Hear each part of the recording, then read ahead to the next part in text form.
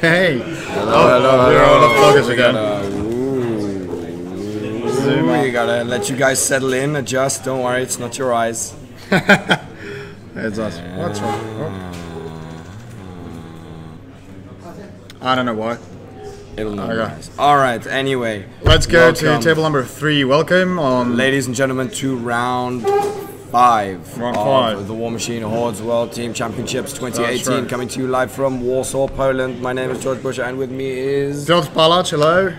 we are looking at a Poland central facing off. Poland South. Poland South, the other Polish team, yeah. facing off against the Czech Republic in this semi-final matchup on our streaming table. The particular Matchups are being decided right now. matchups are just now being decided. The two teams are about to go into the pairing process, and we are going to see what they choose to do soon. Let us refresh the commentators cam. Yep, Oh yeah, there it's we much go, better. Much better. Okay. All right. Why don't we take a look at the scenario that we're going to be playing today? Oh yeah. Okay, let's take a look at scenario. We can see here our Polish team hugging the wall, having a war console, and then Czech players just randomly spread out around the room. And that will be the scenario that we're going to play. It's a standoff with a lot of zones and objectives. Could you please tell us how it works? Okay, so this is scenario 2 from the Steamroller 2018 tournament pack. We are using 2 circular zones on each flanks, on the left and right, on the midline of the table. These zones can be scored by infantry and warcasters. Then in the middle of the table, closer to each player's respective sides, we have 2 rectangular zones which can be scored by warjacks, warbeasts and warcasters and warlocks, at the center of which is a friendly objective. The circular zones on the flanks can be scored for 1 control point each. The rectangular zones in the middle can be scored for 1 control point each, and destroying your opponent's objective will score you another control point. That's First correct. player to have more than 5 control points than their opponent wins. If not, you go to the end of round 7, after which the game ends, and then we go to tiebreaker. That's right. Okay. Let's go to table number 3, where we have the pairings being set up. Apparently, Polish team put Paweł Kruk, Yes. aka Kruker, as first player. Now, Czech players will check what they can, who they can put pair against him. They will put 2 lists, and who will choose the pairing? The Polish team. Polish team will get to choose the first matchup. That's right. Okay. So let's go to general view. We see the Czech bots right now. Allow me to turn the camera a bit, and I'll show you who's there with us. Yes, because not only in this room do we have the Polish team playing the Czech team, but we also have the semi-final. Australians playing against Canada. Semi-final, yeah. We have Australia Canada Beaver. Flaming Galahs against the Beavers. So either way, one furry animal is going to get taken out here in the semi-finals. Yeah, Jeff is smiling, showing his beautiful back. I'm lumping feathery and furry in the same category here. Wait, here's the camera. Let's see the Flaming Galah up and close as part of the competition to see which team can have the nicest shirts. Very, very nice. The Australians always doing a good job with their character illustrations for their respective teams, and they have team hoodies as well. Snazzy. No, nothing. We panned you over. Yeah. Let's go to table number 3. Okay, so let's take a look at the matchup process. Okay, so the Czech team is currently debating which 2 Still lists checking the list. to drop into a Paweł Kruk's list. And we have something interesting here. That's that's 15 minutes per team to in a pairing process. Yes, as the game gets closer to the finals, people actually start to implement the 15-minute death clock that is available to the pairing process. Most of the time, this isn't necessary. What will happen if they run out of the times? What, the random pairings will be set up? I think their opponents get to pick all of the matchups. Oh, that's interesting. But we've never had it happen, so we would have to definitely call a judge on this one, because I've literally never seen or even heard of it happening before. How to lose? For all those that pairings haven't been... Yeah, just auto lose. Yeah, auto lose. Of course, yeah. No, I mean, most of the time, especially when you get to the higher echelons of the game, I mean, these teams have been working on these pairings for, I mean, we have the first weeks now. We have first matchup that's going to be Paweł Kruk versus Ludek Czerny. Okay. Ludek Czerny, and his list. Ludek is playing with. Let me check that for you. Ludek is right here. Yeah, Convergence versus Convergence. Yeah. Okay, thank you for the list. As you probably don't know, George's luggage just appeared in a hotel. So he just changed the trousers for the first time. So this is the preparation that I had I had made especially for the WTC, which features all of the lists that are here at this tournament, all printed out nicely. Unfortunately, this was in my suitcase that was lost by the airline. Went to Jamaica and back in 2 days. Went to Jamaica and back, and only just recently arrived 10 minutes ago. Woohoo! So right in time. Yeah, exactly. Right in time for the semi-finals. Let's switch to table number 3. Yeah, fun facts. Fun facts. Okay. Now Polish team is, Polish clock is running. They're thinking what to do, how to pair themselves against the Czech team. I mean, they, you know, obviously all of these teams have done all of these pairing processes multiple times in their heads, and they did them last night. You know, they've been doing them for weeks. They've been making giant Excel sheets, aka the matchup matrix that is so popular with the teams, whereby you rate your opponent's lists based on I know that Poland Central was practicing pairing process even. Well, there you go. I mean, it's an important part of it's an important part of the game, and it can give you a significant advantage if you know how to utilize the lists are on conflict chamber. That's right, but George's notes are not. It's okay. I like to have these things available on hand. Just handy.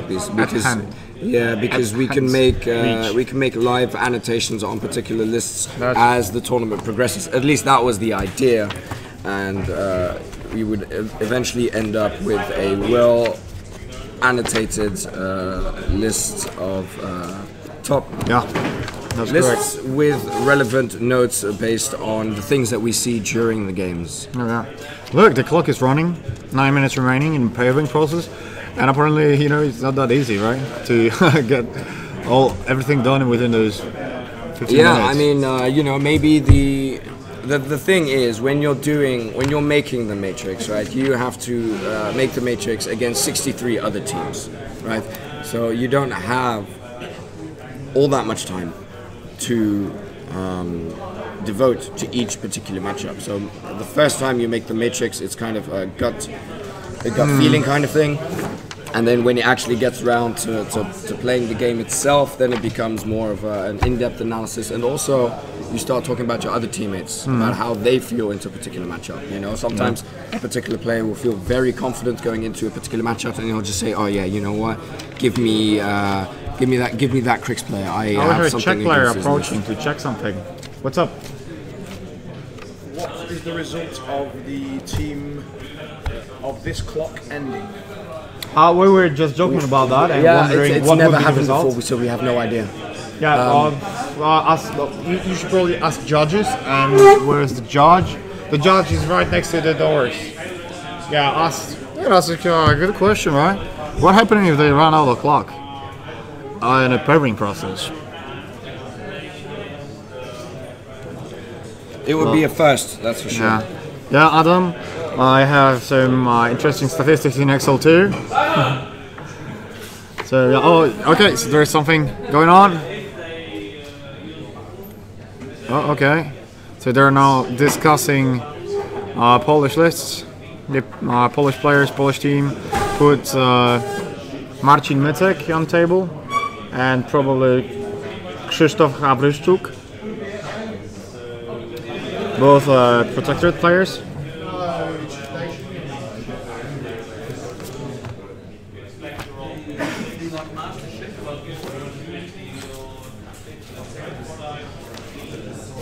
Let me show you. Okay, let me show the general view. You can see the computers that and cameras that are recording the games. So the games will be available on YouTube. And beneath the table, there's a computer and lots of cables for streaming purposes. Let's go back to table number 3. We're still deciding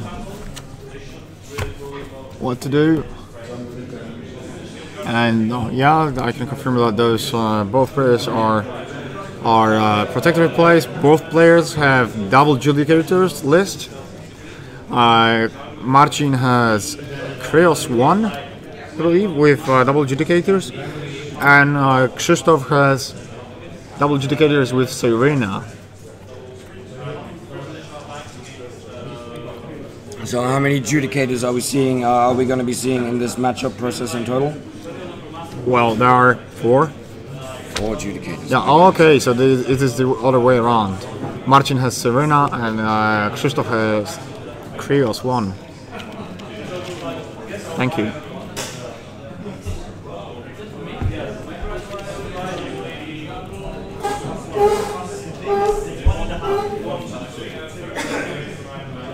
Clock is running. Oh, yeah, I mean these guys are they're taking their sweet time here. This is very interesting. Yeah, it's not easy. I mean, you know, they obviously, you know, 15 minutes is quite a fair bit of time. Yeah, and, go Buttersby. like I said, it's never happened before that either team has run out of time on the clock for the pairing process. Yeah, but yeah, we'll see. That'll be. Speaking of clocks, I mean, technically the other table should be playing on clock for their matchup selection process as well. Maybe they are. Maybe they are. Okay, so we have a second pairing. Okay. That's Marcin Mytek, aka Heru, the Polish player that has been in top 5 teams on every WTC. And they will play. Oh no, that's a take back. That's a take back. No take backs. No take backs. I really like that on the spreadsheets there are emblems of the countries. That's lovely.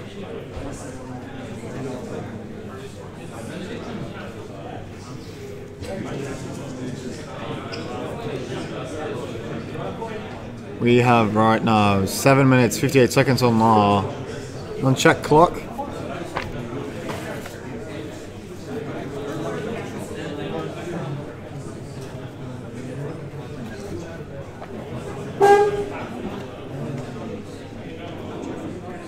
Canada, Australia. Jeff, still deciding. have you guys rolled your dice yet?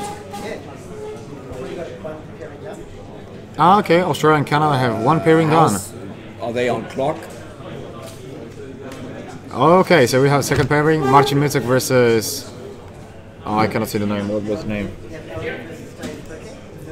Okay. Versus Thomas Sedlon.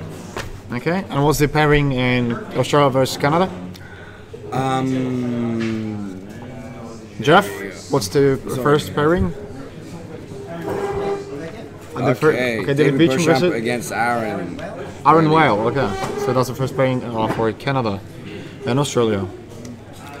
Okay, so Czech team just put on table 2 players, and now Poland will choose the pairing.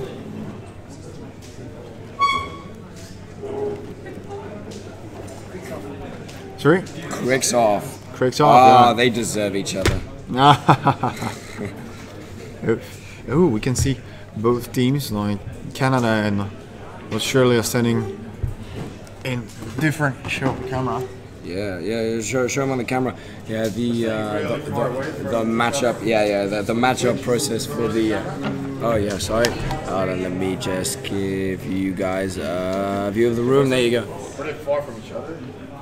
Yeah, the Polish and Czech teams deciding to do their list pairings right across the table from each other, whereas the Canadian and Australian teams have decided to keep a safe, almost 30-foot distance at one point, as to really keep their. Okay, Andrzej, see you later. Enjoy Zakopane.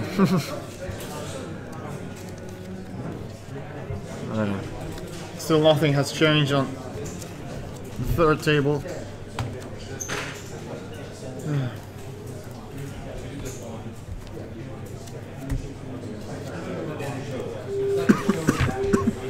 So, have you already completed all the lists? No, not Not yet. yet. Unfortunately, I did not have time to alphabetize the. Well, how did you print that all? Like one by one? Yes. No way. 300, 320 sheets of. Yes. Oh my god. Yes, it's because I work 50 hours a week for €0. And so I decided to redeem the salary that the hospital that I work at should be paying me in printouts from the office computer. Oh yeah. So what is that? Good Dollar cause, paper? for a good cause. Yeah. So that at least this way. Are there two Czech teams? Yeah, there are two Czech teams. Yeah. We are looking currently at Czech 1.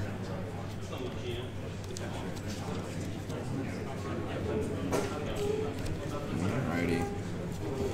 So I'm just going to be doing this in the background. I should be done very shortly. Don't worry.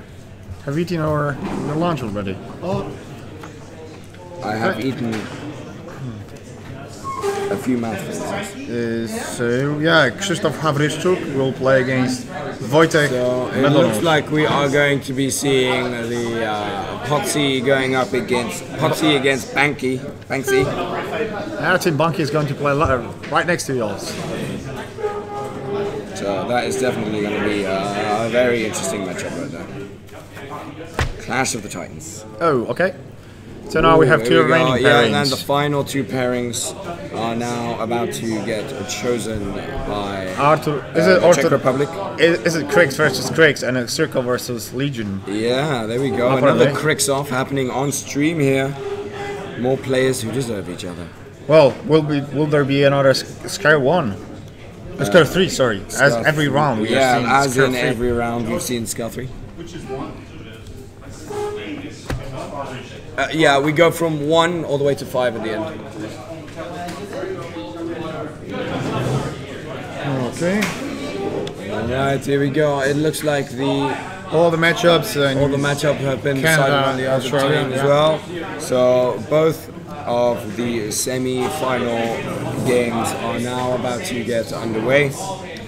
Oh yeah, the matchups having been selected, but still on our table, I believe some of the table choices still need to be how's the made. clock? 6 minutes to 4. The Czech team is actually still deliberating. Yeah, I've heard that final Arthur's lists are engineered to play in Universe. That's what he said. Okay. So we'll see, yeah.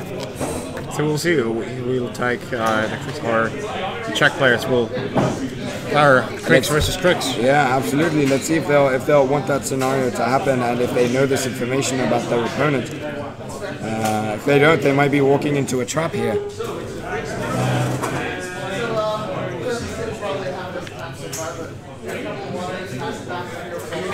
Team. This guy's funny. Yeah, he's a legend. Okay, so there will be Craigs mirror match. All right. And Circle versus Legion.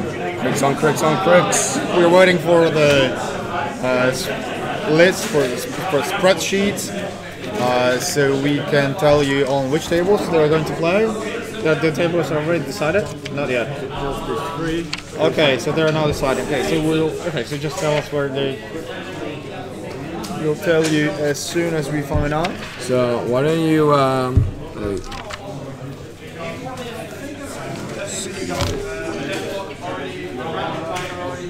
Really? That's a judge who, referee who will be doing the pairings randomly? Okay, that's from the player pack. Okay.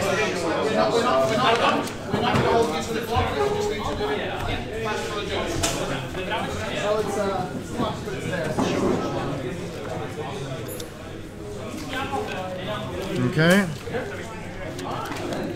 General view. People running. Tables have been decided. So, Piotr, why don't you take us through some of the lists that the Czech team has brought to the table? Oh yeah, the big surprise for WTC. Oh, we have tables. Okay, all right. Let's take a look. Why don't we start at table 1? Yeah, sure. We'll take a look at the scenario. We'll take a look at the terrain that is on the relevant tables and what lists are potentially going to be facing off. Okay, yeah, go Czech. Yeah.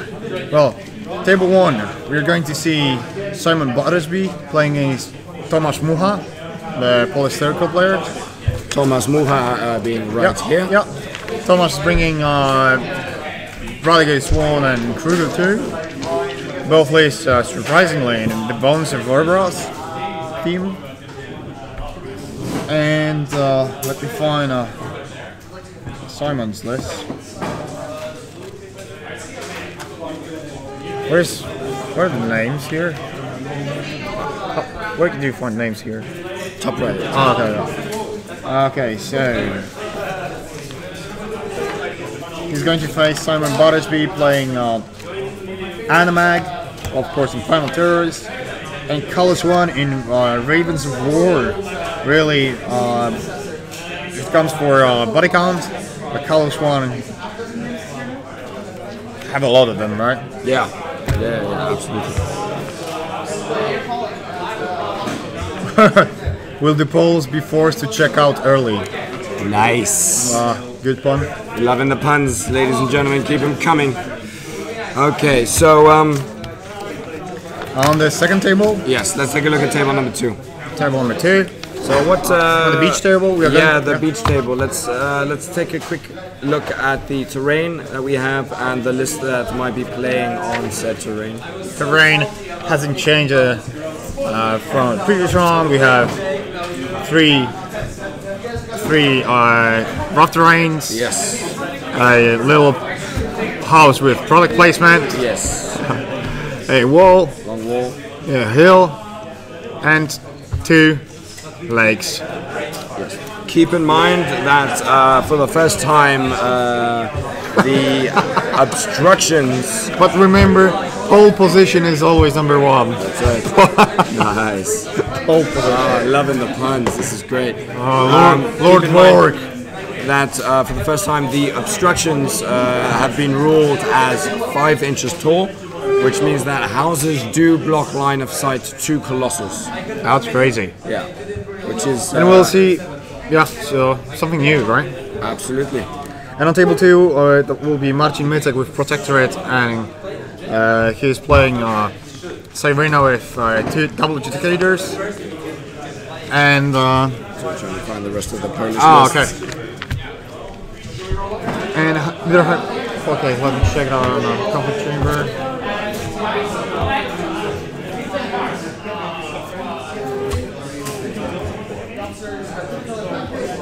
Cyrena and Racing 2.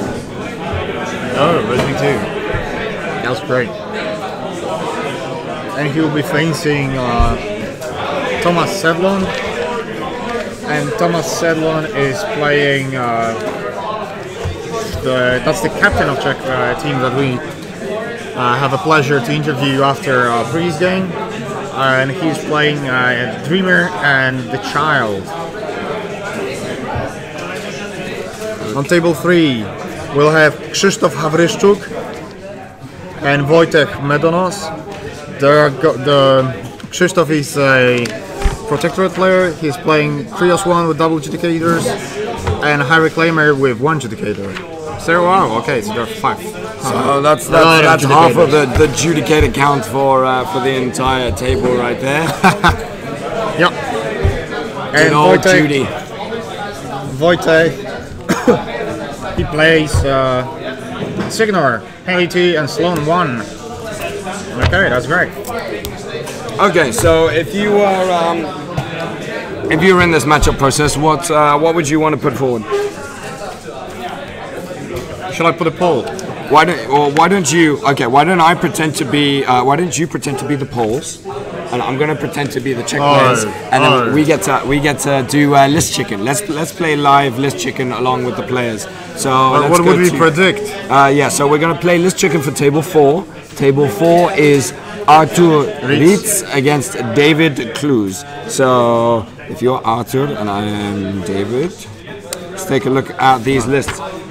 So as David Kluz from the Czech Republic, I have Scar 1 in Dark Hosts, and I have De Negro 1 in the Broken Coast Blood Witch theme. I already know what will Arthur take. What are you bringing again? I'm bringing De Negro 1 and Auspicious 3 with Flares. Oh, okay. Well, in that case, because it's a Crix on Crix, I would be tempted to. You know what? I would drop De Negro 1 with all of the Blood Witches. So are we going to see double De Negros 1 on this table? I hope so. They deserve each other. No, I mean, seriously, a double De Negro 1 and pole dancing. I think Poles will dance after the game, I hope. And this actually, this is one of the reasons why, a lot of people were playing about the Scar 3 and all that stuff, but De Negro 1, the great thing is that A, she's a great caster into any other caster, but secondly, she's a great caster into the mirror match. Oh yeah, that's why they probably are playing against each other. They deserve each other. Yeah. And look at those. Okay, Zul just took out his polished widget tray. Oh yeah, that's right. And that's Arthur's one. Yeah. Yeah. That's the one made by Quali Geeks. Quali Geeks, yeah, Simon. Quali Geeks, yeah. Simon, the organizer who we hosted today morning. Yes. These are really fantastic quality. They the widget container on the Arthur side is from Quali Geeks Qualities from Simon. How is that spelled for all the viewers at home? I believe that's QUALIE and then Geeks. Nice. There you go. Thank you for posting the link right there. Oh, thank you. Qualities. Qualities, Quali Geeks. And Zulk, I don't know where he did get his tray. But it looks similar, doesn't it? Looks like It looks similar. It does look similar. He may also have them from Quali Geeks. So that's Quali Geeks and Frozen Forge being the two premier widget sales here at the venue. Unfortunately, Muse and Minis is absent this year. Yes. That's a pity. That's okay. I'm sure they'll make it next year. I hope they will. Let's head on over to table number 5. We were just talking about the widget trays from Quality. Somebody posted even the link in the chat. Yeah. Nice, huh? So we have a little product placement. Show yourself.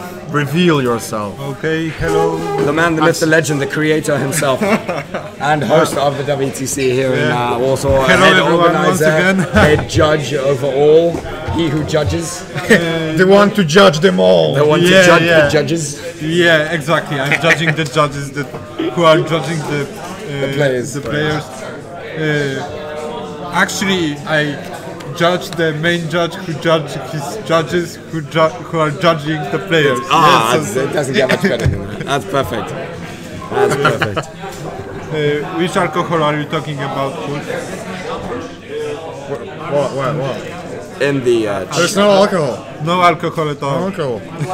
As mentioned before, here at the venue, we have a very good supplier of gluten-based vitamin supplements. Gluten-based vitamin supplements, gluten-based minerals. Yes, a lot of vitamins, a lot of minerals. They keep you sharp, they keep you focused.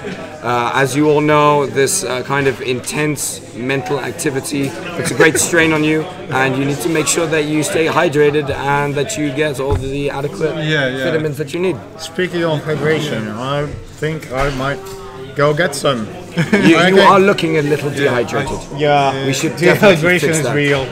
It is real. Struggle is real. Let's go to table number 4, where Arthur. Let's see if our predictions were correct, and I believe they were. Let me see. Well, we have Arthur is having. on the left-hand side of the screen, we number one, definitely right? have the. That's for sure. Anyone, not Slayers, right? Yes. And the other player? That's that's Danny one, right? One, yeah. Okay. So we did call that one. Points for commentators. Yes. Let's take a look the at guest commentator. table That's number Simon, the organizer of the WTC 2018. Okay, so table number 5, we have lists that have been. That's another mirror. Yeah, a lot of mirror matches. Convergence of Cyrus against Convergence of Cyrus, and it looks like, let's take a look real quick at what they have brought. Okay, I'll do No it. problem, Stevenson. I'm really glad to help to organize this event. So It looks like we have Iron Mother it's Directrix. pleasure is for community, especially. I think we may be seeing a Iron Mother Directrix mirror match. It appears to be that way. I'm still looking for the caster on the left-hand side. Okay. Oh no, it's I think it's Directrix Mamba. against Got to pay you. not Silvestro. What is the Convergence of Cyrus caster from the Crucible guys? When I was walking Lock. near the table, it looked like we would receive a mirror with 2 locker. Yes. Yeah, so basically we've got 2 mirror matches, and we will see how it will go. Yeah, so it looks like we definitely have a lock on one side, and I think we're also going to be looking at a lock on the other side. Let me just check this. Some players have some. Yeah. He's not playing Axis. So it's lock 1 against lock 1 on the Convergence of Cyrus table, and then we have Tenegro 1 versus Tenegro 1 on the Crix mirror table. So it turns out that the two teams, the Polish and the Czech team, seem to have a similar mentality. Yeah, they are asking a question. Okay, I'm really. I think I'm really good with this list. I'm better than my opponent, and if I can handle it. Exactly. I mean, there is no better test of skill than a mirror matchup. You know, it's, Lock versus lock, what the hell? Yes, we have lock versus lock and Tenegro versus Tenegro. Wow. Crazy. That's like a super mirror match. They put all their cock on the same table. Indeed, that is correct. And also Musha and Simon, who are both recording boosted rolls. Yes, so it's like Okay, so Brother, bro. okay. If we just head back to table 5 real quick. Table 5. Table 5, the Convergence mirror table. Oh yeah. We're going to take a look at these 2 slightly different lock lists, and on the left-hand that's going to side be a very of the table, difficult game, right? we have it looks like the Polish player on the left-hand side of the table. Yes, that is correct. That is Pavel Kruk. He has lock 1 with an assimilator, a corollary, a diffuser, 2 inverters, a prime axiom, 2 algorithmic dispersion optifexes, a unit of attunement servitors, a unit of elimination servitors, 2 units of reflex servitors, and an optifex directive. Across the table from him, Ludek has chosen to go a slightly different build. He also has a cipher, he has 3 conservators, a corollary, and a prime axiom. He also has 2 algorithmic Oh, you're dispersion having a head optifexes. shake. Good luck.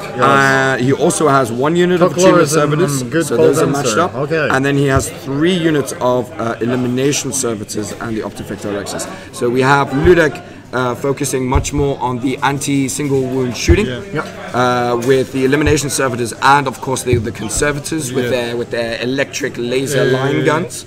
They're the ones with the 2 electro guns there. No, these are the jacks with the shields. Yes, the shield hands. So we have a lot of Shield maidens. yeah, a lot of defensive tech on Ludek's side, and across the table from him, Powell is bringing a lot more high power warjack power with two inverters, yeah, exactly. which in a warjack on warjack tit for tat might make the difference. Yeah, conservators have a shield guard. Yes, my apologies. So this is a very interesting matchup, and let's go up to the second mirror match with the Denegro 1 versus Denegro 1 showdown to take a look at some of the differences which may be minor, may potentially make the entire matchup, because in a mirror matchup it's always the small differences that end up having a big impact. Yeah, make so difference. We have David Klus, his Denegro 1 features Barathrum, 2 Death Rippers and a Blood Priestess. He has Axiara Wraithblade and Severa Blacktide. He has a minimum unit of Mindslavers and Drudges, a minimum unit of Blood Witches with a Hag, 2 units of Gunslingers and 2 units of Max Raiders. And across the table from him we see A handshake. handshake. They're about to get ready to start. We see a slightly different battle group in the Night Wretch and a Slayer instead of the Barathrum. We have the same solos. We have the 2 units of Min Blood Witches as opposed to 1 unit of Blood Witches, and 2 units of Gunslingers, and a Min unit and a Max unit of Raiders as opposed to 2 Max That's going to be units of really Raiders. interesting. So Yeah, so actually I think that the really important part would be how fast each of the Krieg players can remove the arc nodes Yes. from the game. Yes. exactly, and there is Artur has one major advantage in this particular matchup, which is the fact that he has 3 arc nodes to David's only 2 arc nodes. And in the Yes, Denegro right. 1 versus Denegro 1 mirror match, the most important thing is the placement of the arc nodes, Yes. because you have to use them to go deep. You have to use Losing them to arc nodes meaning crippling means grasps, using game, venoms, exactly. And so in this regard, I think Arthur has kind of a big advantage in the fact that he is able to trade arc nodes 1 for 1, and then he'll still come out on top. Yeah, to save 1 arc node for the final assassination run, right? Yeah, or to at least just one threaten the arc node, it's assassination. all you need, right? That's right. Doing the spell assassination. So that's something we're going to have to keep our eyes out here with these players, is how they position their arc nodes, and Photo there we go, time. a little selfie. And and how this play progresses here. Also very important are feat timings. In the Denegro 1 mirror match, the Denegro 1 that feeds first usually Can get much more damage output from their models. Yes. Defense will fall down. Yes. If you can get a crippling alpha strike, then the counter feat tends to be quite moderate. Yeah. He won't kill so much, and it should be a better game for the other player. Yeah. Yes. So basically, right now we should look at Zulk, the Czech player, where he's going to position his Denegra. If he's going to play aggressively with her to force comic Arthur to be little defensive. Yes. Yeah. He don't want to get the. Shall I go to table number 3? Would you mind? Yes. As we're seeing some Table. cool colossals there. There we go. Really nice orange wow, signal, isn't it? look at that. That is gorgeous. Gorgeous, right? I love that. That's like a metallic, shiny red. Oh yeah. Yeah. That looks super cool. And the base. Whoa, what's that? Yeah, and Like the bases are fantastic. Really. I think that bases are prepared. Were bought from one of the companies who are making it. Probably not for Colossals, but Okay, so he just adjusted that for War Machine. Yeah. Okay. Maybach is a really talented player from Wrocław. From Wrocław, yeah. Wrocław. It's in Poland. Yeah, it's in Poland. Yeah, but Krzysztof hasn't been playing for quite long, right? He came back, what, a couple of months ago? Yeah, but actually he's like He's really good. every time he's playing, he's like one step ahead of everyone. Yes, Oh yeah. Yeah, there were there were some lists which were not anticipated, and he started to play them, and they were. So he's the hipster of meta. Yeah. Meta hipster. Okay. We have played together a couple of years ago. That was in this famous Team Polish Championships in Krakow in the billiard area. Yeah. In the basement. Yeah, in the basement. Wow, that was crazy. Okay. The second that was the first tournament I haven't touched beer. Oh wow! I just went after 10 hours of travel by train. Just arrived there, played our games, and went directly to sleep. And I had blood coming from my nose because I was that tired at that point. Jeez, I was so tired. Yeah. That's dedication right there, ladies and gentlemen. I feel really similar right now, right? Yeah. If anyone were to start bleeding at any one of these tables, then don't worry. We will let you know, and we'll make don't sure worry. they get Doctor is with us, right? That's right. Yes, We have the medical support staff in attendance right here. So let's take a look quickly at the lists that we're seeing here on this table as the players are finishing their deployment. Okay. From the Czech Republic, we have That's Halo 2. Wojtek. We have Wojtek bringing a Haley 2 in the heavy metal theme, featuring a hunter, a stormclad, thorn, and a squire for a battle group. We have Arlen Strangeways, a journeyman warcaster with a cyclone attached to it, Alison Jakes with a thunderhead attached to it, and a trencher warcaster lieutenant with an avenger attached to it. Or is this? I'm sorry, apologies. We're playing Sloan. That's a firefly, right? And the that's a hurricane. That's a hurricane. Oh, okay. Correction, ladies and gentlemen. We are seeing Sloan 1. Okay. Sorry.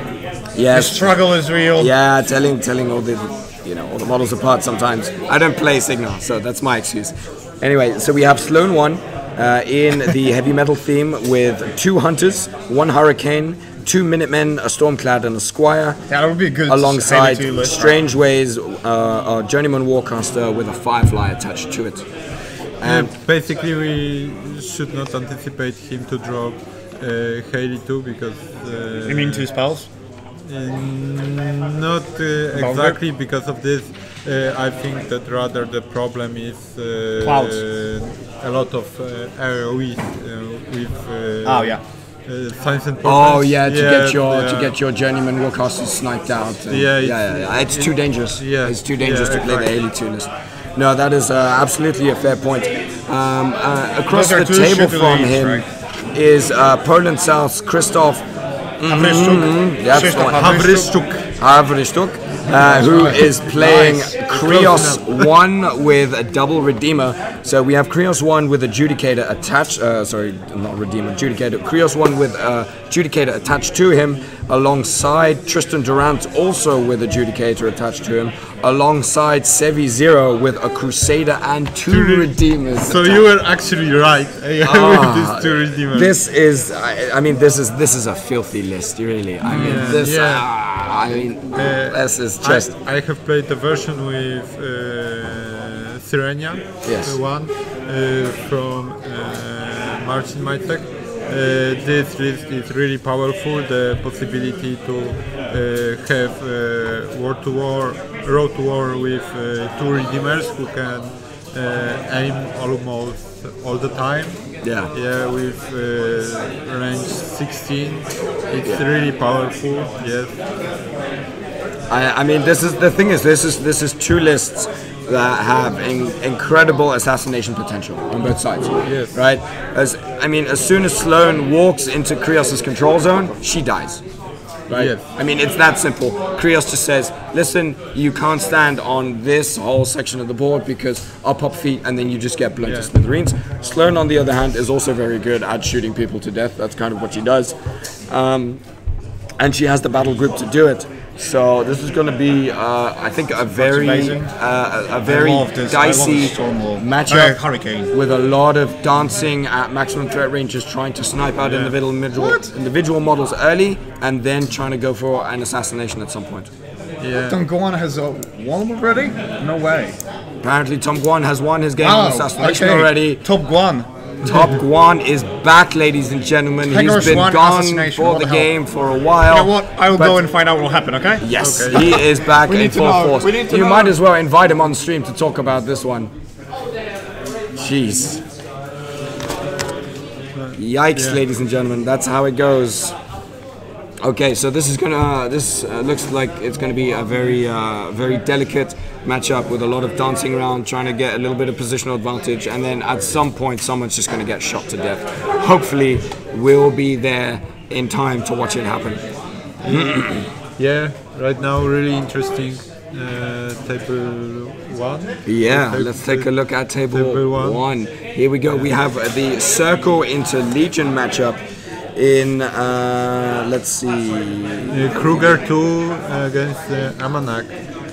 Okay, so on the Circle side, this is Poland South's very own Tomasz Mucha. He is bringing Kruger 2 with a Megalith, 2 World Wardens, 2 World Weirds, 2 Stone Shapers, a Black-Eyed Wayfarer, 2 Gallows Groves, 2 Sentry Stones, a Shifting Stone, and a Celestial Fulcrum. And playing against him is Simon Battersby for the Czech Republic, who is playing in Animag, obviously in Primal Terrors with a Blightbringer, Golab, and Amok the Truthbearer. He's bringing 3 Spell Martyrs, and he has a max unit of Warmongers, a mini unit of Rotwings, a max unit of Chosen, and 2 Helm Elves. So this being one of the kind of the less spammy variants. He's choosing to put in the Rotwings. We are having a Top Guan here. Oh, okay. Top Guan. Okay, I will. All right, here we make go. a room for Top Guan. Top Guan. All right, so Tommy, talk us through your game. It was over pretty quick, so yes. Let's find out. Played Pete Dagrosh, Primal Terrors into. Say hello to the camera. Yes. Played Primal Terrors. He was playing Axis with the Servitor team. Yes. Okay. He has 3 Inverters, a Conservator, and what's it called? Axiom. No, Axiom. Two TEPs. Oh yes. Okay. He won the die roll. He chose to go second for a better side. The terrain was pretty important. There was a giant cloud in the middle. Yes. And then there was a forest on one side and then like a water on the other side. Okay. So I have to play. My list doesn't really have that much Pathfinder, and like the Warmongers only get it on the mini feat. Right. And the other unit just doesn't have it. Typhon doesn't have it. So the only Pathfinder models naturally is the Blightbringer and the Seraph. Right. So I have to put Blightbringer on one side, and then the other thing just have to all cram in the middle. Yeah, and just go through the choke. Yeah. So based on how he picked the side, I knew he's gonna play pretty conservatively because he was pretty scared of the assassination from Typhon, I guess. So with good reason. So at least he anticipated that coming. He see that coming. So I go turn 1. Everyone runs up. The 2 important things I did, I run Typhon as far as I could, and then even with a slipstream on him. Okay, good. Yeah. So just put him on the middle of the table. Super aggressive. Yeah. So Typhon ran 12. So he ran up 14 inches. I had the 9-inch deployment. So Typhon's on the middle of the 23-inch line. Yeah. It was in threat range of him. If he wants to, he can get it. If he feeds, and he can put both tab sprays onto it. But at that point, that's fine. He feeded, and I can feed Typhon back because I'm playing Dagrosh 1. Sure. So I was okay with that. And then Dagrosh also. So because of the terrain, how I set it up, I was not pretty comfortable of like having the Warmongers was very unlikely to get into melee profitably because he has the 2 TPs that I just kind of spray them down. Yeah. Also, he has an Axis feat, which just means they don't do anything for like 2 turns. So Draconic Blessing was just thinking the only way reasonably get value out of it is A, Typhon, because he's already forward. If he commits, I can at least trade Typhon for a heavy and then feed it back for some kind of value. Yeah. So it's but like I didn't feel like Typhon was actually gonna get there because he the way he deployed, he was gonna play pretty far back, and then I went first, so he has like 2 turns to contest, and then he has a lot of servitors, so there's no reason for him to put any heavies into it. Sure. So instead I put on Dex because Draconic Blessing on Dagrosh because I need to get rid of Fury anyways. Sure. And then I was reading Mutagenesis before because I haven't really played Dagrosh a lot before this tournament. Yes. So red mutagenesis, a change to is not living anymore. So if it kills any model, I can replace. Yes. So because of that, and I thought if he'd give it to me, I could probably set up an angle. Yeah. So what he did that turn was he moves everything spread out because of this. What was the scenario called? The standoff.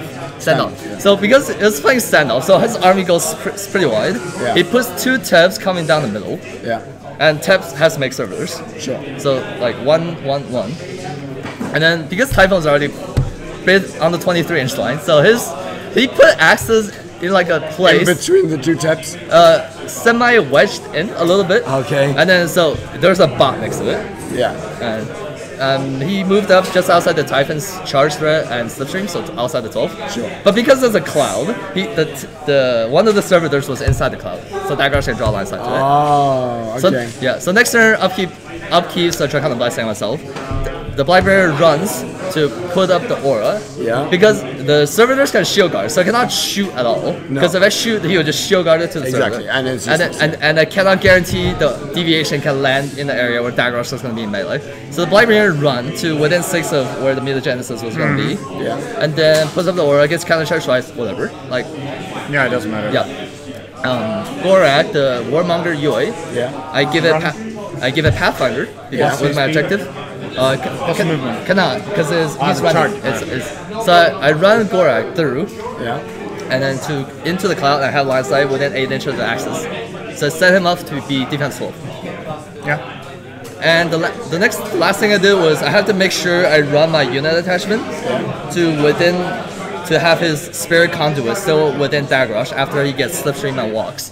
Yeah. Because then I get 2 more inches on mutagenesis and 10 inches.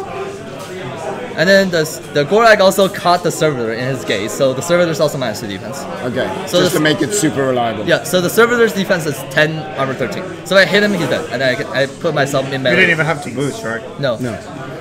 In hindsight, I should have boosted. Yeah, just in case. Just in case. But I did not boost because he was armor 18, camming 4 focus, so I wanted as many attacks as possible. Yeah. It's more likely I fail if I boost the hit there and then don't have enough damage to kill. Yeah, that's correct. So Typhon was obviously already in range to walk and spray axes regardless of what happens. Yeah. So at the worst case scenario, I still have 3 boosted Rat 7 power 14 spray going to axes. That's guaranteed. And then Dagrosh casts Mutagenesis, kills the bot, replaces it. He's now currently Mat 9 power 20 against axes, and it kills axes. Good job. Yeah. Very good job. Well done. Well done. Yeah. Let's hope that the rest of your team can follow suit. Yeah, maybe. Right. All right, awesome. So let's take a look at some of the action that's been going on here now. We have the variety of first turn positioning moves being done right here. That's Resnick 2 here Yeah. against, I believe, the Dreamer or the Child. Is that, that will be the Dreamer, right? I believe it's Dreamer. Yeah. Which table is this? That's table 2. That's a beach table. Hint it. Okay. Then on table 3, just a short reminder, we're having Sloan versus Krios 1 and double adjudicators. That matchup is very dicey, but I believe the adjudicator has can shoot better than Sloan because of the acquired. Yeah. But when as soon as he uses Squire to shoot better, he will be prone to shooting threat from Sloan. I believe he will never say battle, but because the natural damage output of the adjudicator is high enough to kill all the light jacks. And then at that point, if all that is left is like some damage light and the hurricane, then it's fine. Because if the hurricane ever goes into melee, the adjudicator will clean it up with Hand of Fate, the Divine Inspiration, and the battle. Yeah. So I believe the High Reclaimer is pretty favor, unless obviously it's not High Reclaimer, it's Krios 1. Krios 1. Oh sure. Oh then that's even better because when Krios comes up and feed, that would just you just delete your opponent's army. But it depends who will get the first strike on the enemy, the alpha strike. Sloan having first turn here, I think is super important to try and balance out this. So what will happen here? I believe that Krzysztof will not commit his full force forward. He will probably spread out. Yeah, we'll see. I'm pretty sure that the Czech player took the objective that gives magical attacks, and the most important model here is Outland, as he can give magical attacks, magical weapons to any of their strange ways. I think in general I favor Protector because of the hem of no non-magical shooting. Yeah. So unless something drastically happens, I believe Krios should be ahead in the special. Would you rather take Heli 2 against this? I have to see the list, but I don't think that's a good matchup either because I don't think the Heli 2 list can shoot through this much beef. No, I mean rather feating and charging and then doing stuff. Yeah, but the defender's war on the Colossal makes it really rough. Like if he cannot guarantee he kills the whole side of the Judicator, then he's guaranteed. Then the Judicator can stand and shoot, right? Yeah, or just kill the thing whatever got in the melee. With Krios' feet, it's guaranteed to hit. So yeah, that's Don Guan with us. He made a caster kill within, I don't know, 7 minutes? Probably, yeah. 7-minute caster kill. Easy. Back on track. How does it feel to be back in the game, Tommy? Pretty good. The list was pretty interesting, the list I ended up with, because obviously we had the USA team had a sub situation. Oh, yeah. That's right. And they were not very prepared with the sub situation, so we kind of have the last minute scramble to find to submit an alternate list that was deemed acceptable by the committee, and then still find the models. My models involved. Yeah. Well, Piotr, your models that you have touched, assembled, or painted are pretty prolific here at this tournament. Yeah, it's pretty good. That's correct. Yeah. Let's get to the number 4, as we have Artur Ritz playing against... you'll like this one. It's a Denegro 1 mirror match. Yeah, they deserve each other. What's the... The Denegro one on the left has 3 Arcanos, the one on the right has 2 Arcanos. That's the main difference. Yeah. What's the theme force? Both are Pirates, Satixis theme. The Texas theme? Yeah. I believe in general the person with the more Arcanos is ahead because the Texas will trade into each other. Just stay there forever. Yeah, like the models in each list are very fragile, so I'm very good at hitting. Yeah. So if when the lines clash, everything will die. So whoever has a higher threat range generally will get to dictate how the army is engaged. Yeah. And generally the army with the more Arcanos gets to do that because then.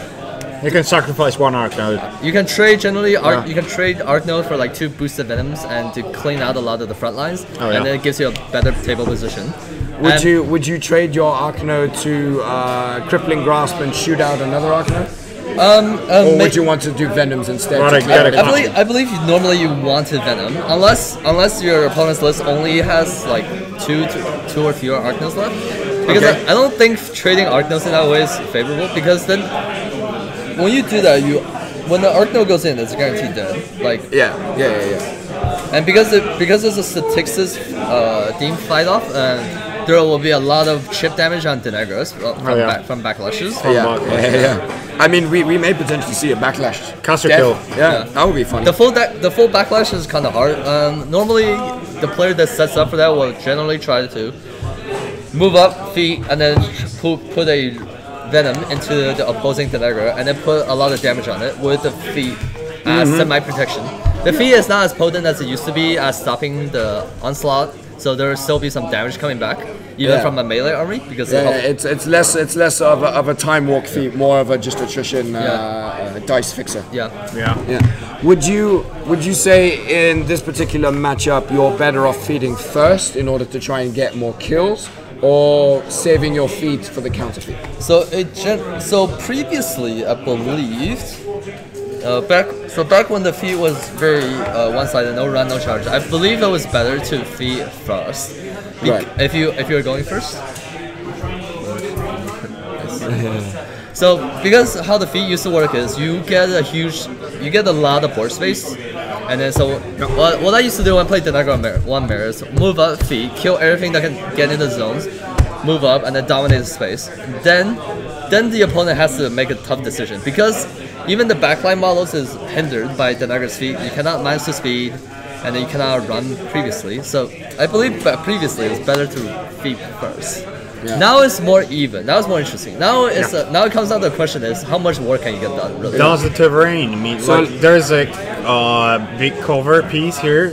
Do you think that Denegro will just get inside? I don't. Turn So stay, so or the, is it too risky? the terrain actually does not provide that much value for in the Denegro because Just feed and most of your attack that can go on Denegro herself is either comes in venom, Yeah. or backlashes. Yeah. Like the rare situation where you get into melee with her, then she's already dead. Yeah. Then it means you fucked up. Yeah. So it's like the cover is actually not that important unless there's the Texas Gunslingers involved. So let's take a look at where I believe the two Denegras are that's the Polish facing thing. off here and here, with the traditional Denegro one exactly in the midline of the Yep. table positioning. Yeah. Generally before you feed, you want to play Denegro as aggressively possible because your most important turn in the Denegro 1 army is your feed turn. So you need to leverage as much as possible. That means you try to catch as much model as possible without giving your opponent too high of a chance to assassinate you. Yeah. And then doing as much work as possible.